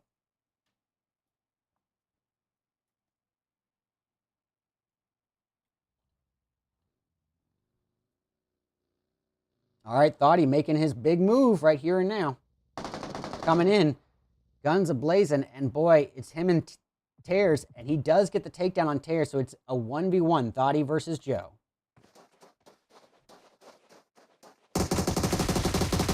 He does it! Wow! All the odds overcome there, but you have got to give it up to Joe of your Executioner. Like a knight in shining armor. Boy, acts well as a solo, but any way you look at it, that's got to be game over. We got your Executioner taking that first place finish with an extremely healthy 16 kills. Really nicely done. 3ST, 8 kills, and there ain't nothing wrong with silver second place. Oh, I just noticed that my PUBG Mobile jersey is coming into the green screen here. Let me get that before I forget. There we go. All right. We got Dova, Vivi, Swift Boy, and Tears of Nebulae grabbing third place with 8 kills between 3 of their players. We got Misfire, Your Mom, Mandy, and Aiden. I believe that is going to be the Maleficent Killers. Maleficent Killers in 4th place with 4 kills, 3 of which on Aiden's back alone. One Blood, 5th place, 5 kills between Venom and Makuri. We got Thirst U Omega in 6th place with 4 kills, half of which go to Chuck. Men of 4 putting up a much more impressive performance this time around. 7th place, but with 7 kills to add on to it. So they'll get the placement and elimination points combined. 8th place going to, pardon me, this is the Maleficent Killers. So whoever Aiden, Mandy, Your Mom, and Misfire are, my apologies. But Maleficent Killers in 8th place with 0 kills. Division 1 in 9th with 5. We got 10th place going to Queso with, 10 kills, 8 of which are between Corona and Crispy Bacon. Explicit in 11th, but with 0 kills to speak of. Dark Esports in 12th place with 1 kill from Ronaldo. We got Luna, Tink, Alicia, Leroy, and Decay. 13th place with a big fat onion for kills. Thirst U Delta, which is, I think this is Thirst U Delta. Annihilist, Crazy J, Pink, and Vamp. 14th, but a big old onion for kills. Young Farmers in 15th with 0. We got the Illegal Sevens in 16th with 5 kills between Death and Loverboy.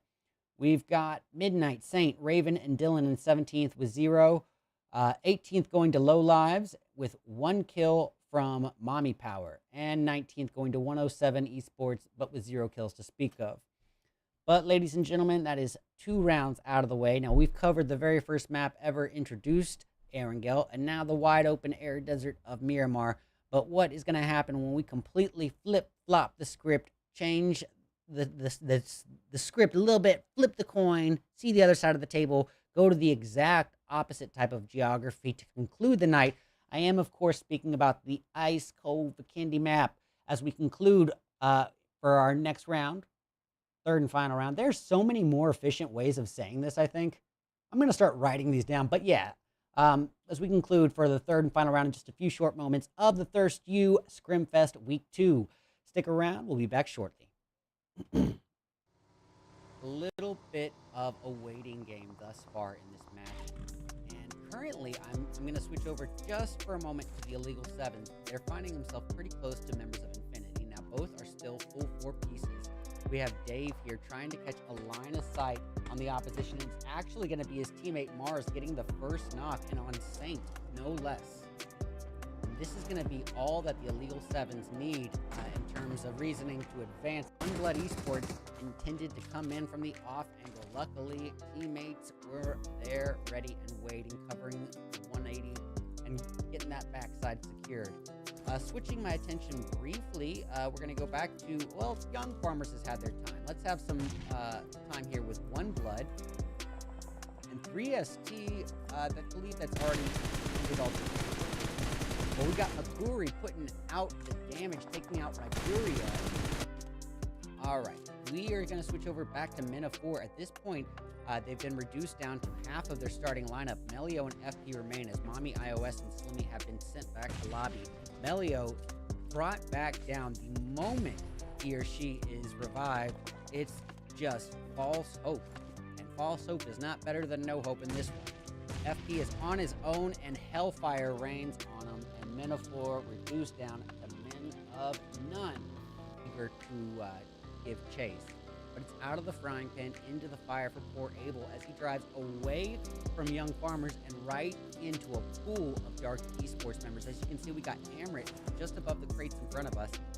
Luckily for Abel, he's not alone. He does have his one of his teammates here, or pardon me, one of his teammates on the back, and the full team is here. The vehicles in a 2-2 split, but Abel taken down for the count and quickly thirsts just like that. Milk already taking a load of damage, being shot down to about 1/4 of his or her overall health, and gonna have to cook a utility pre-nade, try to hold the opponent off at bay, and maybe utilize one of these 2 first aids in his or her possession. But in terms of weaponry, not looking too bad with that Scar L UMP 45. Gonna try to enshroud him or herself in a cloud of smoke, but there's no time, and oof, the deed is done, ladies and gentlemen. Furia is naded down at the hands of Manjot.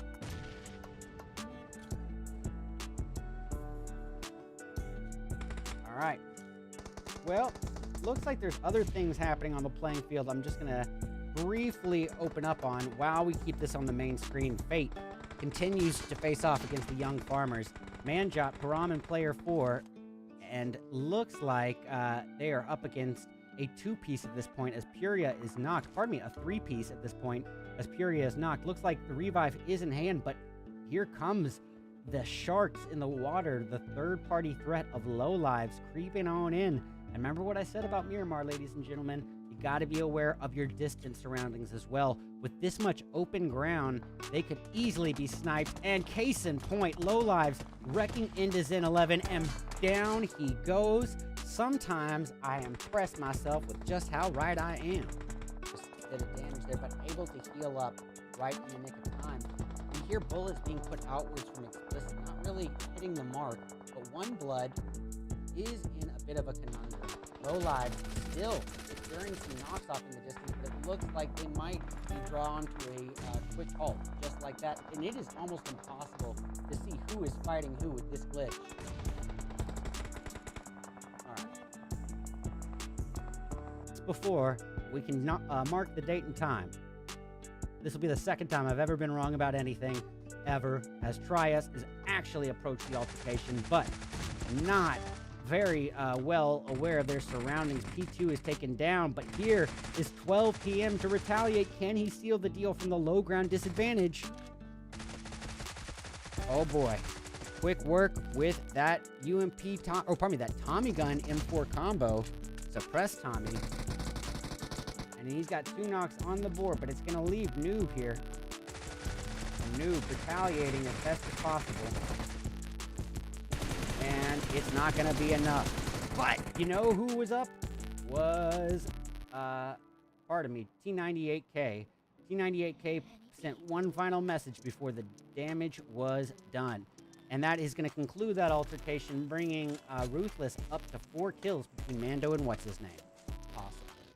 Getting eyes on members of Infinity here, your Executioner. This is Thoughty, Hunter of Gunmen, Panther, and Cobra. They are in a really interesting position. They're the deli meat in a peanut butter and trouble sandwich, and the bread is going to be members of Nebulae and Queso on the other side. Thoughty probably a little unawares of Nebulae behind him, and yep, pace and point. Sometimes you hate to be red all too literally here. You know, focusing in on YFC a little too much could be very problematic here. And it looks like Luna Reckless going at it in the distance. We're going to switch over just for a brief moment, catching an eye on this altercation that they're engaging in with members of Infinity. Well, Tears is down at the hands of Leroy off in the distance, but Revenge served cold and fast as Leroy is taken down in retaliation. We're going to switch over just for a brief moment, catching an eye on this altercation that they're engaging in with members of Infinity. Well, Tears is down at the hands of Leroy off in the distance, but Revenge served cold and fast as Leroy is taken down in retaliation. Oh, sorry about that map. All right, quickly switching back. Decay and Alicia are what remains here for Luna Reckless. And, I spoke too soon. Alicia is the last hope at this point. Like, little bits of rotations are underway. If anything, it's going to be a little bit up north where the action is happening here. Now, that is Maddie's teammates just finally being thirsted after all that said and done. It looks like they were being baited to try to lure Maddie back. Or potentially a glitch where it's just showing this as a recent altercation. That looks to be more of the case here. I'm going to clip that just to show developers just a bit of damage there, but able to heal up right in the nick of time. We hear bullets being put outwards from explicit, not really hitting the mark, but One Blood is in a bit of a conundrum. Low lives still securing some knocks off in the distance, but it looks like they might be drawn to a quick halt, just like that. And it is almost impossible to see who is fighting who with this glitch. All right. Red all too literally here. You know, focusing in on YFC a little too much could be very problematic here. And it looks like Luna Reckless going at it in the distance. We're going to switch over just for a brief moment, catching an eye on this altercation that they're engaging in with members of Infinity. Well, Tears is down at the hands of Leroy off in the distance, but Revenge served cold and fast as Leroy is taken down in retaliation. One Blood Esports intended to come in from the off angle. Luckily, teammates were there, ready and waiting, covering the 180 and getting that backside secured. Switching my attention briefly, we're going to go back to, well, Young Farmers has had their time. Let's have some time here with One Blood. And 3ST, the fleet that's already completed all the. So we got Makuri putting out the damage, taking out Riberia. We're going to switch over just for a brief moment, catching an eye on this altercation that they're engaging in with members of Infinity. Well, Tears is down at the hands of Leroy off in the distance, but Revenge served cold and fast as Leroy is taken down in retaliation. Oh, sorry about that map. All right, quickly switching back. Decay and Alicia are what remains here in the wreckage. And, ooh, I spoke too soon. Alicia is the last hope at this point. You having at it. Ooh, Rick is down alongside his teammate Kay, leaving Rex as the final hope. And boom, the quick work done by Thirst You Omega. All right. Looks like to be a little bit of a four-way standoff in the Northeast. Not too eager to switch over to that because those standoffs can really linger on for quite some time. So I'm going to put my eggs in the basket of, Low Lives and Thirst You for members of Infinity and Trial. Yeah, looks like Uzi Killer here with a 6x suppressed M16. All the while, it is going to be Trias facing off down below against your Executioner. Let's catch wind. 12 p.m. down, leaving it relying on Noob and P2, and Noob swallowing the nade whole as a caster curse greets him in the face, eager to give chase.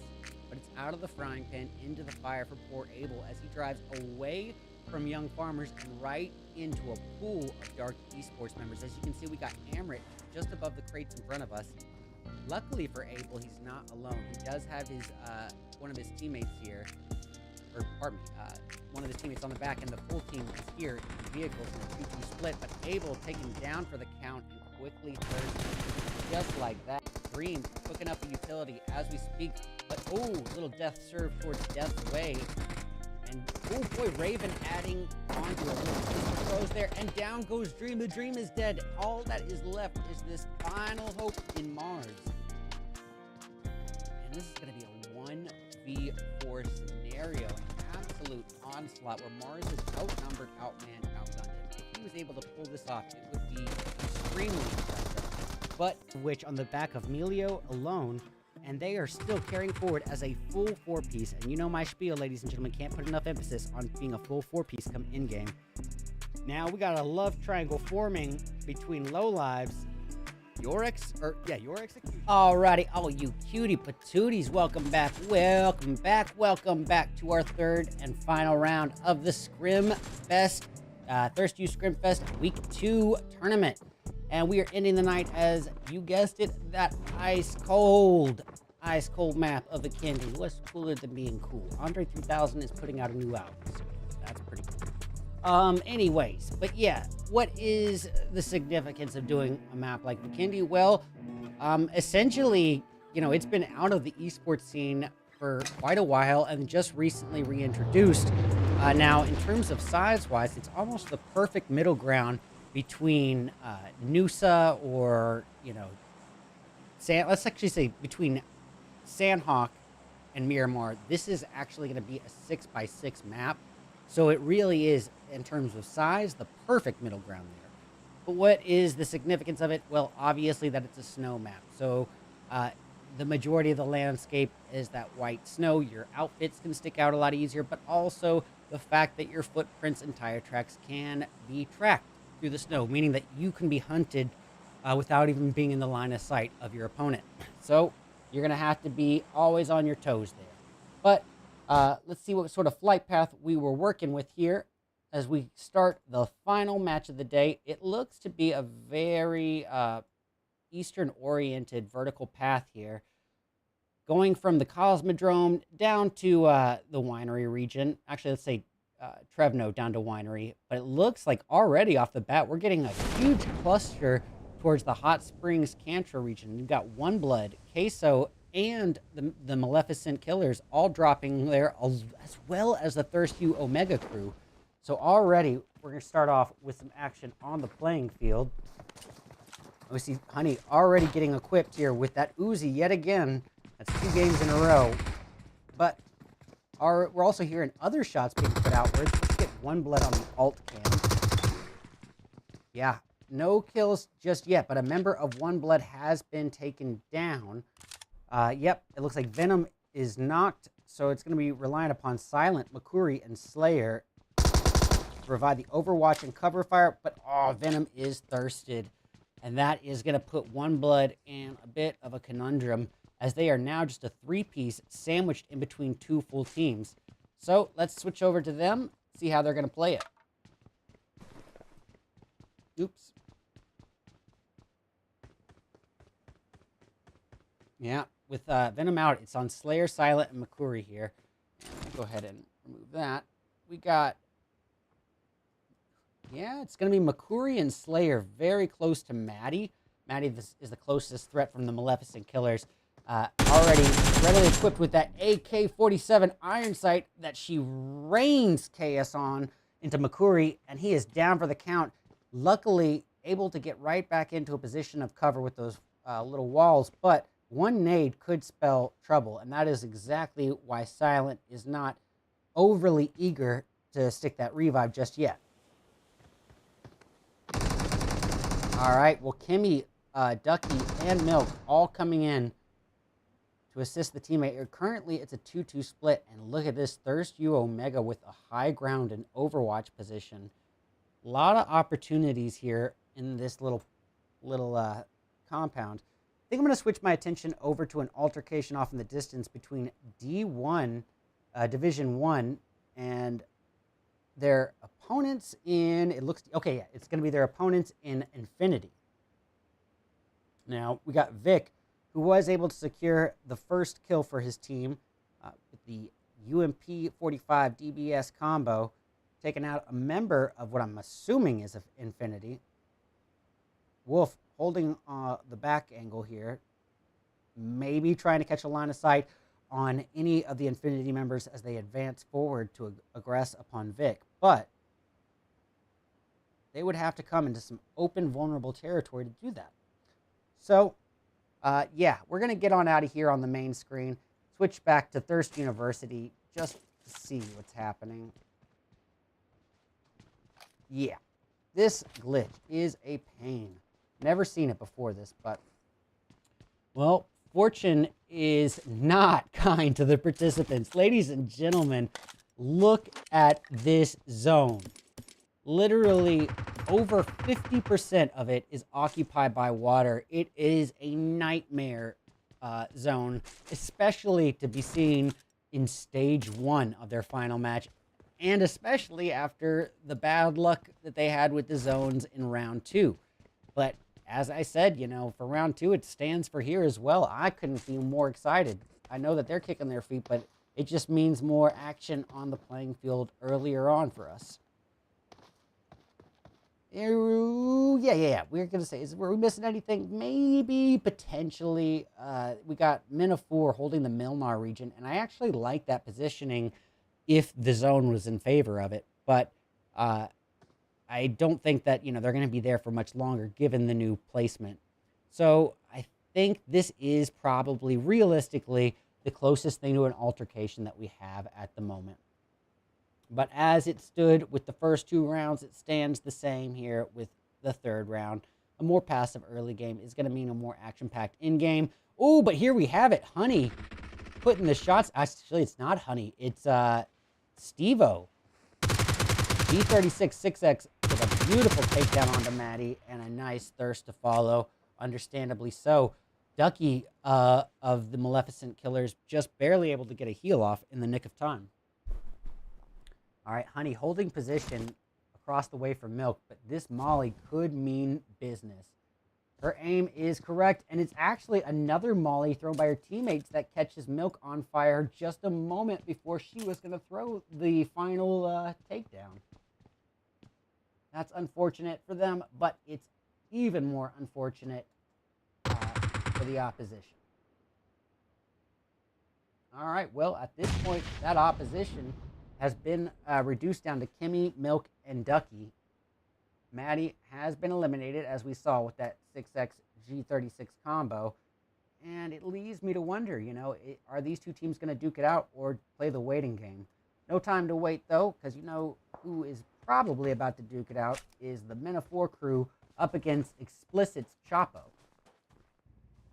Chapo holding position, but very limited here. He is able to heal up, though. I was going to say, for a moment there, it looked like he was just waiting there with low health and not utilizing it. But able to heal up and get this boost off. And as you can see, Minotaur is in no immediate rush to advance on him. or pull any unnecessary aggressive pushes. And rightfully so, more explicit members are coming up to join the party here, so Minotaur is not so easily fooled in this case. But while we have the moment of downtime, let me just go ahead and explain this event. This is going to be a 6-week tournament with a 33,600 UC winner pool. Teams accumulate points each week, and their total gets added to their previous total if they place in the winner pool that week. Now, the teams who show up for all 6 weeks will be automatically entered into an $80 cash raffle, but they are going to have to participate in all 6 weeks to be applicable. After that 6 weeks is up, that's when we will hold a championship for the full winner pool prize. Alrighty, so yeah, we still have this standoff in the distance between Thirsty Omega. Oh, looks like Queso's going off in the distance. Catch a brief glance on that. And this is explaining why he didn't show up on the map for me, because Low Lives and Queso are very similar in color to me. But Snowy is knocked. Storm just now revived. Mommy Power eliminated early on, leaving a lot of the workload here onto Lil Uzi Killer.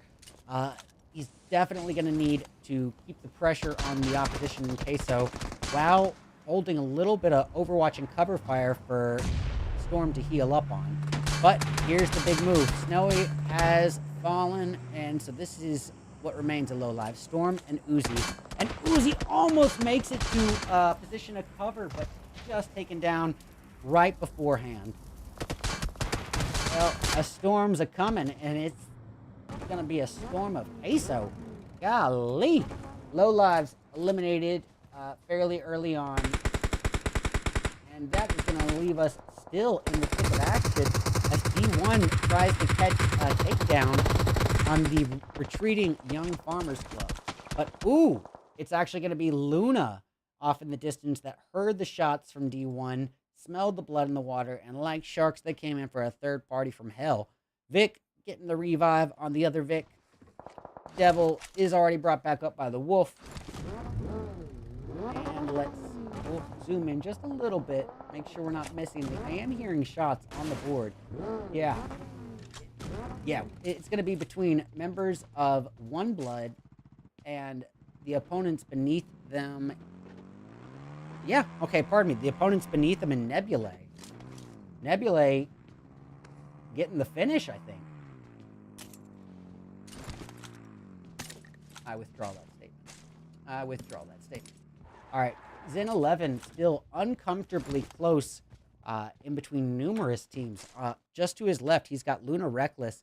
To his north, he's got Queso. To his south, he's got Division 1. He is literally pinched on multiple sides here. Explicit going off in the distance. Let's catch a brief glance on that. Explicit, still a full 4-piece. Now, everyone has a kill to their name. 4 kills on the board, everybody eats. Everyone's contributing their share. But whatever fight they were in, it looks like that altercation has come to a resolve for the most part. Wow. I was about to say I withdraw that statement, but this observer glitch is making it almost impossible for me to read the map in terms of fights. All right, we got members of GYE. This is your executioner, just southbound of members of Thirsty Delta.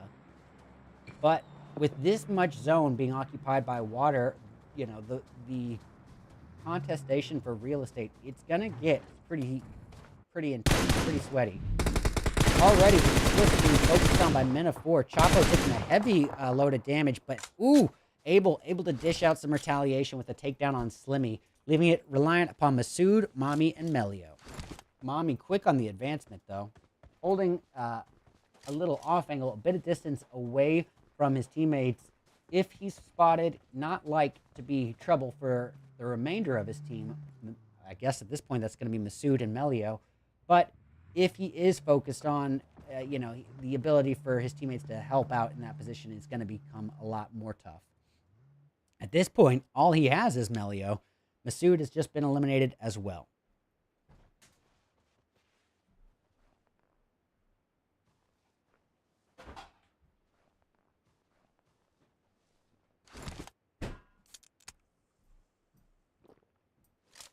All right.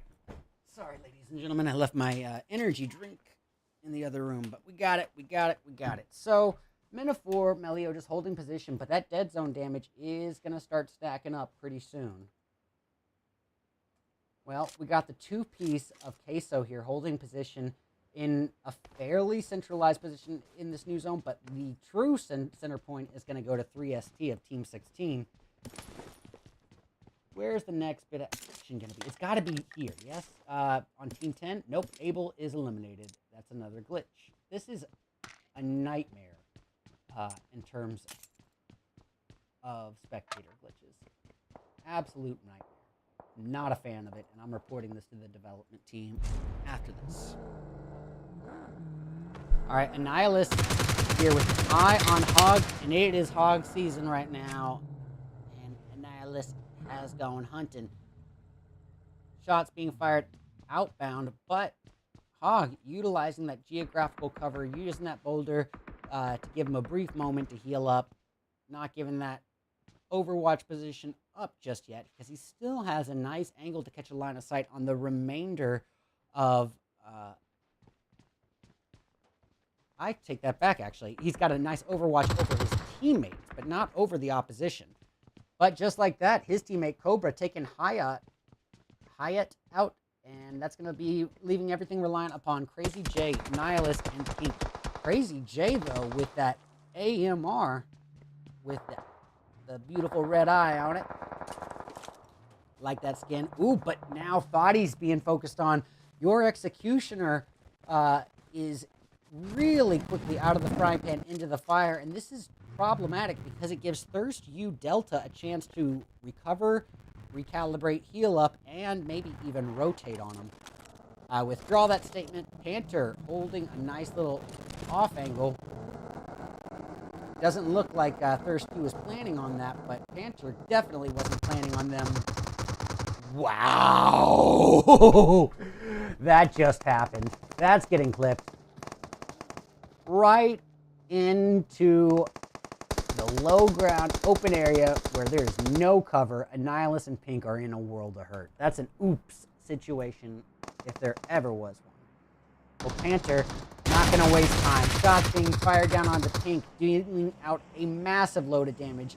Pink brought down to 10% of her overall health, but Annihilus able to retaliate, getting shots back onto Panther, taking him down to just above half health, giving just enough time for the threat behind in Dark Esports to come focus in as well.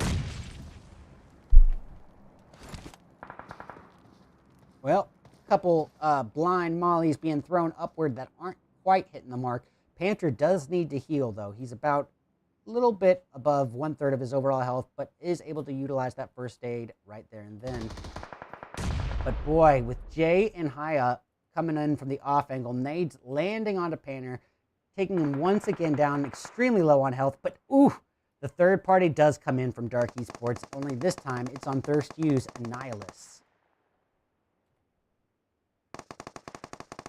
How is he still alive? Oh, I see. It's the geography here. This little divot and tree cover is saving him essentially from Ronaldo. But yeah, I mean, he's not safe by any means. It's not an ideal position for Panther, regardless. He's coming in, though. Guns a-blazing. Shots being fired on him by not just Thirst U, but Dark Esports as well. Dark Esports holding a phenomenal position, though, with a 3-1 split, I think. I'm going to go ahead and pull them up on the alt cam. It's actually a 2-2 split here. Very smartly implemented. Dark Emirate is taking a huge load of damage there with that nade, being reduced down to just below half health in a 1v2 scenario against Crazy J and Haya. But here comes the boys in purple, coming to save their buddy right here and now. Ronaldo taking down Pink of TU. And here we have it. Claws like a bat out of hell, driving blindly through the smoke with that vehicle, hoping to run him over like a bowling pin.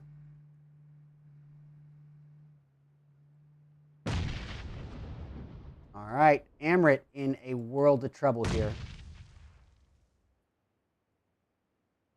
Luckily, Claws is coming in, and on top, Dark Esports. I am loving their rotations here. They're never too close to be taken out in one spray, but they're never too far away that they're unutilizable in terms of assisting a teammate being attacked. On top, quickly gets focused on after securing the finish here. I guess the knock. Actually, he doesn't have a kill, so I'm assuming he thirsted either Amrit's or Ronaldo's kill and was quickly focused on by TU Delta, pardon me. Well, Dark Esports with 3 kills to their name, carrying on as a full 4-piece, but Ronaldo's got to be careful.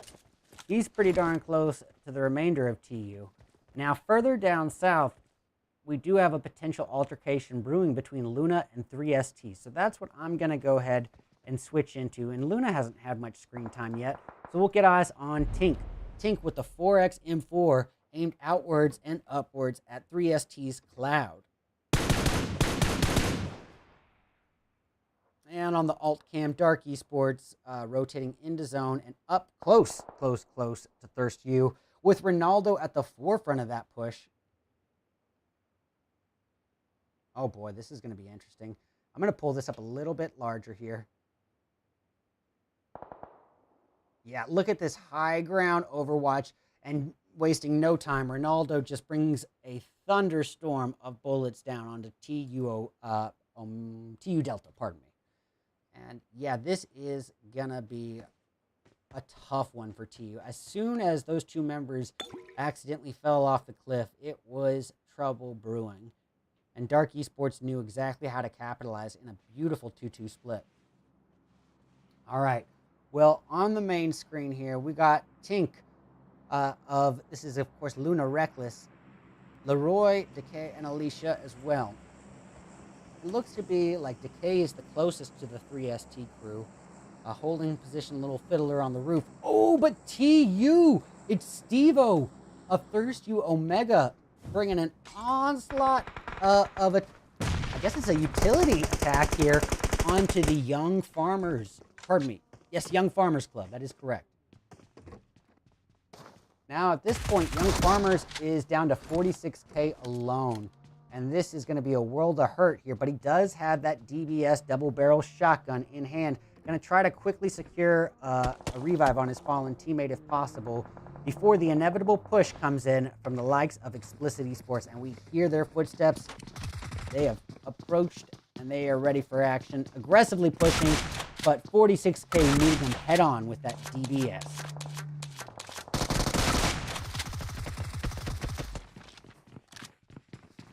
Well, Claus could be in a little bit of trouble here, but he's not alone. It's Claus and Abel against 46K and Gen 11 of Young Farmers.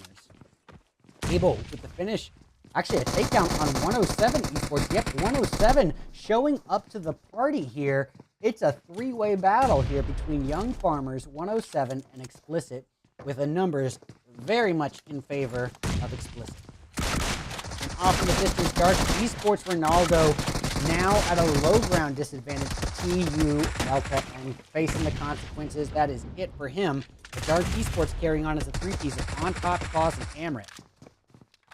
All right, well, Zen 11 just annihilating the playing field there.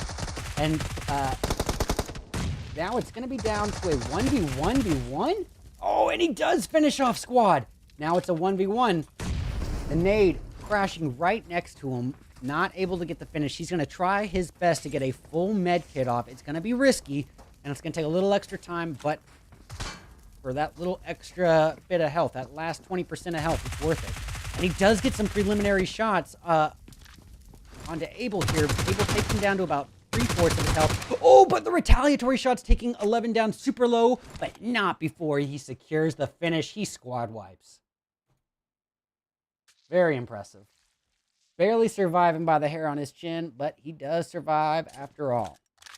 So what about checking out on top of Dark Esports here on the big screen? He's still got an Overwatch here on to members of One Blood just rendering in. But look, we got a third-party opportunity coming in as well. This time it's going to be from Queso. I think Queso is going to bow out of that, but I'll pull them up on the alt cam just to be sure. Yeah, Amrit now facing off against them, but with not a lot of health to speak of, desperately trying to get to a position of safety. Enright being a sneaky little water snake, trying to pull a Michael Phelps tactic here. Now, what is happening on the rest of the playing field? It's tough to tell with this spectator glitch. All right, well, getting eyes once again on the queso on the alt screen, just so we can see two sides of the coin here. Corona and Enright here, desperately trying to hold position, and it's not a bad position to hold. With their back turned to the cliff, they really don't have to account for the water side much. There's not a lot of likelihood of getting anybody using a boat coming in without catching them within earshot. So I think that that's a pretty good angle to hold, especially considering that, you know, this zone is going to be coming inbound to the land. As we can see, it has started to work its way more coastal here. And so really, that's just a whole side that they don't have to account for. Props to Queso for that. Where's the next bit of blood going to come from? It looks to be between Luna Reckless and members of Gravity. I will switch my attention over to Gravity. Still a full 4-piece of Aiden, Mandy, Misfire, and your mom, but only one kill to their name so far. Now, Misfire could have an opportunity here if Aiden gets the focus of Luna Reckless. If he plays guinea pig, oh, but it's 3ST coming in and wrecking Aiden with an M24. That's going to leave Misfire in a little bit of trouble here.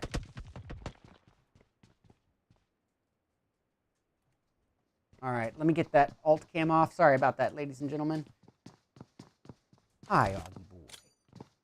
All right, Misfire cooking up a little nade, trying to make it rain a little Martha Stewart Hellfire. But speaking of Hellfire, Molly's thrown in retaliation. Neither team actually gets a lick of damage there, but actually Aiden's down.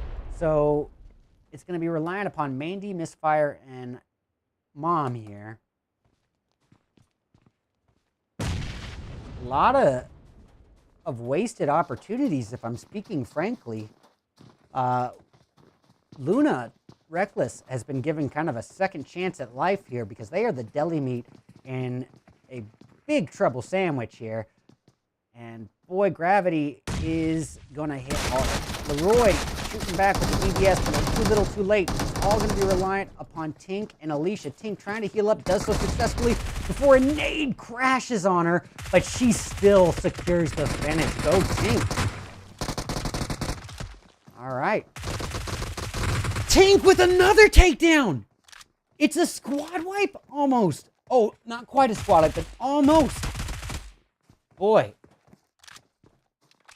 I do believe that was impressive there. And it's not over. Tink now full on squad wiped. What just happened? That is 100% getting clipped. Tink, hit me up if you would like to get that for social media. Tink squad wipe. All right. Well, where's the next bit of blood going to be? We'll switch to potentially... it's just showing all these dead guys and girls, and that is not helpful for me. All right, well, Zen 11 coming in the southbound region of zone, and it's going to be bloodbath warfare moving forward. There still is some space here afforded to the participants, but not a lot of compound cover to choose from in that space.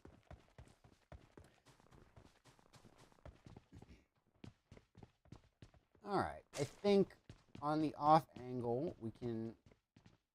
I'll just pull up the alt map here just so we can see what the playing field is kind of looking like, but with this spectator glitch, it's going to be tough. One blood, only team in zone at this point so far, and Slayer holding an off angle in a 2-1 split.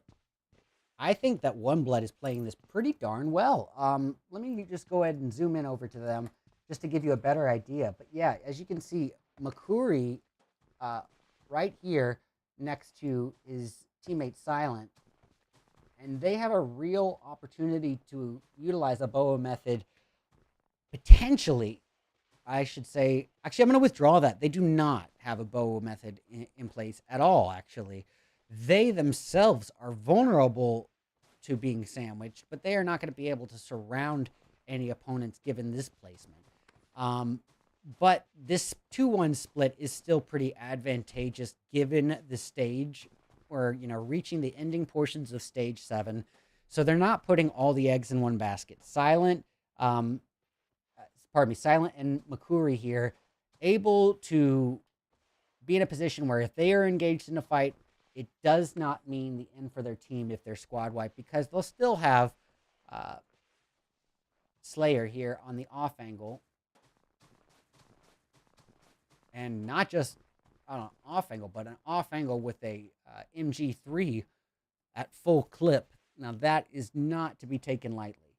But and it also goes in the vice versa. If Slayer were to decide to take the attention and kind of play aggro here on 3ST, it would give a real opportunity for Silent and Makuri to come in with the surprise angle and just bring an onslaught of bullets. But Zen 11, the final hope here for his team in Young Farmers, finally eliminated. And that is going to be bringing us down to our final 14 spread across 9 people. We have ourselves a 3v3, 2v1. It's going to be Infinity versus 3ST versus One Blood versus Luna Reckless. Alicia, the last Reckless member here. Pardon me. Alicia is no longer one of the last members, but now it's going to be relying upon Midnight. I caster cursed Alicia. I do apologize. But if you didn't believe in the caster curse before, you sure do now. We're going to catch eyes on Midnight on the alt cam as he tries to work his way in, utilizing that smoke, but a nade going to rain right on top of him? No, the boulder takes the damage there. Midnight now ganged up on by another member of One Blood, but he actually is going to get the takedown on that member, Silent. Unfortunately for Midnight, that kill is likely to be stolen by 3ST, and it is. And now Slayer's down, leaving Makuri as the last hope here in a 1v3 scenario. Outnumbered, outmanned, and outgunned, and that dirty deed is done. Ladies and gentlemen, what an end game, but any way you look at it, that's got to be game over. But what an impressive performance at the hands of 3ST as they secure that gold medal chicken on the tip of their tongue finish with 8 kills. Half of those 8 go to Joe alone. One Blood, silver medal, second place finish, 4 kills, 3 of which go to Slayer. We've got Gravity, I believe. It's Saint, Raven, Dylan, and Midnight. It is Gravity. All right. Yeah. And they're going to take that bronze medal, third place finish with 2 kills, both of which go to Midnight. Luna Reckless in 4th place with 6 kills between Tink and Alicia. Tink with I don't even know if you can call it a squad wipe because it was against numerous teams, but taking out 4 people back to back to back to back and securing a revive in that time. Unbelievable, single play performance there on Tink's end. Be sure to contact me if you would like that clip. We got the Young Farmers. They are going to be securing 5th place thanks to Zen 11 there. And they'll be doing so with 8 kills between 46K and Zen. We've got Kimmy, Maddie, Milk, and Duck. I believe that is going to be of Maleficent Killers. I could be incorrect, but they're going to be taking 6 with 1 kill from Duck. We've got Misfire, Your Mom, Mandy, and Aiden, and this is either Nebula. I believe this one might be Nebula. There's so many GXE tags here, and it's tough. Or I should say tags and clan members in multiple teams. But they'll be taking 7th with 2 kills, 1 to Aiden and 1 to Mandy. Now, that's still, high enough in placement that they're going to get some placement points. I think it goes up until 8th. So these guys in Dark Esports, the last acceptors of the placement points, 8th place, but doing so boasting a healthy 7 kills, 4 of which go to Amrit. Well, ain't nothing cheesy about Team Queso as they come in 9th this time around with 4 kills between Crispy and Corona. We've got Explicit Esports grabbing 10th place and doing so with, oh my goodness, is this correct? 17 kills and a 10th place finish is extremely difficult to do, because that means you literally have, 17 kills before half of the playing field is even eliminated. It's very rare you'll see a kill count that high, that low down the placement board. So give them credit where credit is due. Yeah, they were eliminated early, but those 17 elimination points are going to be a huge factor of that, and in helping them in terms of overall placement. Well, we got the Thirst U Deltas, I believe, which is Annihilus, Crazy J, Pink, and Hayat in 11th with 3. 107 Esports grabbing 12th with 2 kills, 1 to Crown Squads and 1 to Nebs. We got Thirst U Omega in 13th with 2 kills, 1 to Stevo, 1 to Chuck. GYE, Your Executioner, in 14th with 0 kills to speak of. We got Division 1 in 15th place with 2 kills going to Vic. Minute 4, another tough one for him, 16th place and a big onion for kills. We've got Tears, F-Boy, Vivi, and Dova. And this is going to be of either Nebulae, Infinity, Gravity. It's too complicated. But, yeah, they're 0 kills. And last place, I believe it's last place, 18th and last place is going to go to Low Lives with 1 kill from Mommy Power. But, ladies and gentlemen, that does conclude the Thirst U ScrimFest Week 2.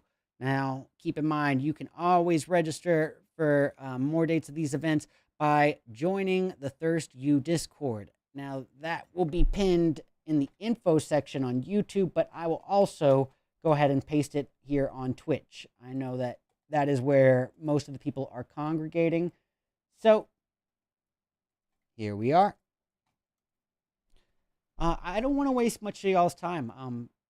It's been an honor and pleasure getting to cast this, and until next Monday, I've been RedEyes, your ever-lovable and adorably cuddly caster.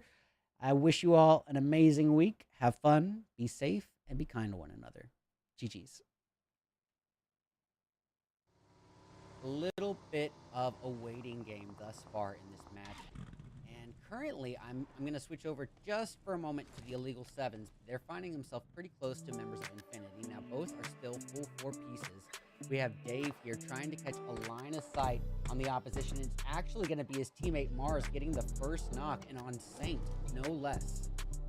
And this is going to be all that the Illegal Sevens need in terms of reasoning to advance. Unblood Esports intended to come in from the off angle. Luckily, teammates were there, ready and waiting, covering the 180 and getting that backside secured. Switching my attention briefly, we're going to go back to, well, Young Farmers has had their time. Let's have some time here with One Blood and 3ST, I believe that's already needed all. Well, we got Makuri putting out the damage, taking out Riberia. All right, we are going to switch over back to Mina 4. At this point, they've been reduced down to half of their starting lineup. Melio and FP remain as Mommy, iOS, and Slimmy have been sent back to lobby. Melio brought back down the moment he or she is revived. It's just false hope.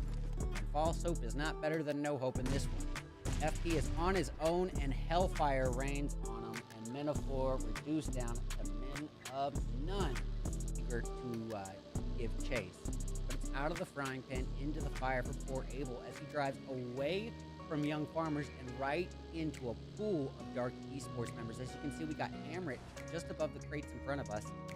Luckily for Abel, he's not alone. He does have his one of his teammates here, or pardon me, one of his teammates on the back, and the full team is here in vehicles in a 2-2 split. But Abel taken down for the count and quickly turns just like that. Milk already taking a load of damage, being shot down to about 1/4 of his or her overall health, and gonna have to cook a utility pre-nade to try to hold the opponent off at bay and maybe utilize one of these 2 first aids in his or her possession. But in terms of weaponry, not looking too bad with that Scar L UMP 45. going to try to enshroud him or herself in a cloud of smoke, but there's no time, and oof, the deed is done, ladies and gentlemen. Furia is naded down at the hands of Manjot.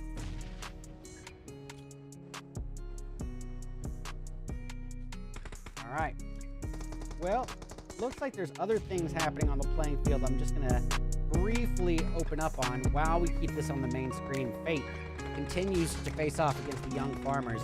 Manjot, Param, and player 4, and looks like they are up against a 2-piece at this point as Furia is knocked. Pardon me, a 3-piece at this point as Furia is knocked. Looks like the revive is in hand, but here comes the sharks in the water, the third-party threat of low lives creeping on in. And remember what I said about Miramar, ladies and gentlemen. You got to be aware of your distance surroundings as well. With this much open ground, they could easily be sniped. And case in point, low lives wrecking into Zen 11, and down he goes. Sometimes I impress myself with just how right I am. Just a bit of damage there, but able to heal up right in the nick of time. We hear bullets being put outwards from the list, not really hitting the mark, but one blood is in a bit of a conundrum. Low lives still experiencing knockoff in the distance, but it looks like they might be drawn to a quick halt, just like that. And it is almost impossible to see who is fighting who with this glitch.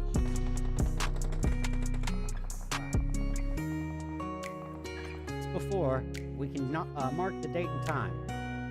This will be the second time I've ever been wrong about anything, ever, as Trias is actually approached the altercation, but not very well aware of their surroundings. P2 is taken down, but here is 12 p.m. to retaliate. Can he seal the deal from the low ground disadvantage? Oh boy. Quick work with that that Tommy gun M4 combo. Suppress Tommy. And he's got 2 knocks on the board, but it's going to leave Noob here. Noob retaliating as best as possible. And it's not going to be enough. But you know who was up? Was, pardon me, P98K. P98K sent one final message before the damage was done. And that is going to conclude that altercation, bringing Ruthless up to 4 kills between Mando and what's his name. Awesome. Getting eyes on members of Infinity here. Your Executioners, Scotty, Hunter of Gunmen, Panther, and Cobra. They are in a really interesting position. They have the deli meat and a peanut butter and trouble sandwich, and the bread is going to be members of Nebulae and Queso on the other side. Scotty probably a little unawares of Nebulae behind him, and yep, Pace and Point. Sometimes you hate to be red all too literally here. You know, focusing in on YFC a little too much could be very problematic here. And it looks like Lunar Reckless going at it in the distance. We're going to switch over just for a brief moment, catching an eye on this altercation of theirs, engaging with members of Infinity. What appears is down at the hands of Leroy off in the distance, but revenge served cold and fast as Leroy is taken down in retaliation. We're going to switch over just for a brief moment, catching an eye on this altercation of theirs, engaging with members of Infinity. Well, Tears is down at the hands of Leroy off in the distance, but revenge served cold and fast as Leroy is taken down in retaliation. Oh, sorry about that map. All right, quickly switching back to Tay and Alicia are what remains here. Ooh, I spoke too soon. Alicia is the last hope at this point. Like, little bits of rotations are underway. If anything, it's going to be a little bit up north where the action is happening here. Now, that is Maddie's teammates just finally being thirsty after all that is said and done. It looks like they were invaded to try to lure Maddie back. Or potentially a glitch where it's just showing this as a recent altercation. That looks to be more of the case. I'm going to click that just to show developers. Just a bit of damage there, but able to heal up right in the nick of time. We hear bullets being put outwards from Explicit, not really hitting the mark, but one blood is in a bit of a conundrum. Low lives still securing some knocks off in the distance, but it looks like they might be drawn to a quick halt, just like that. And it is almost impossible to see who is fighting who with this glitch.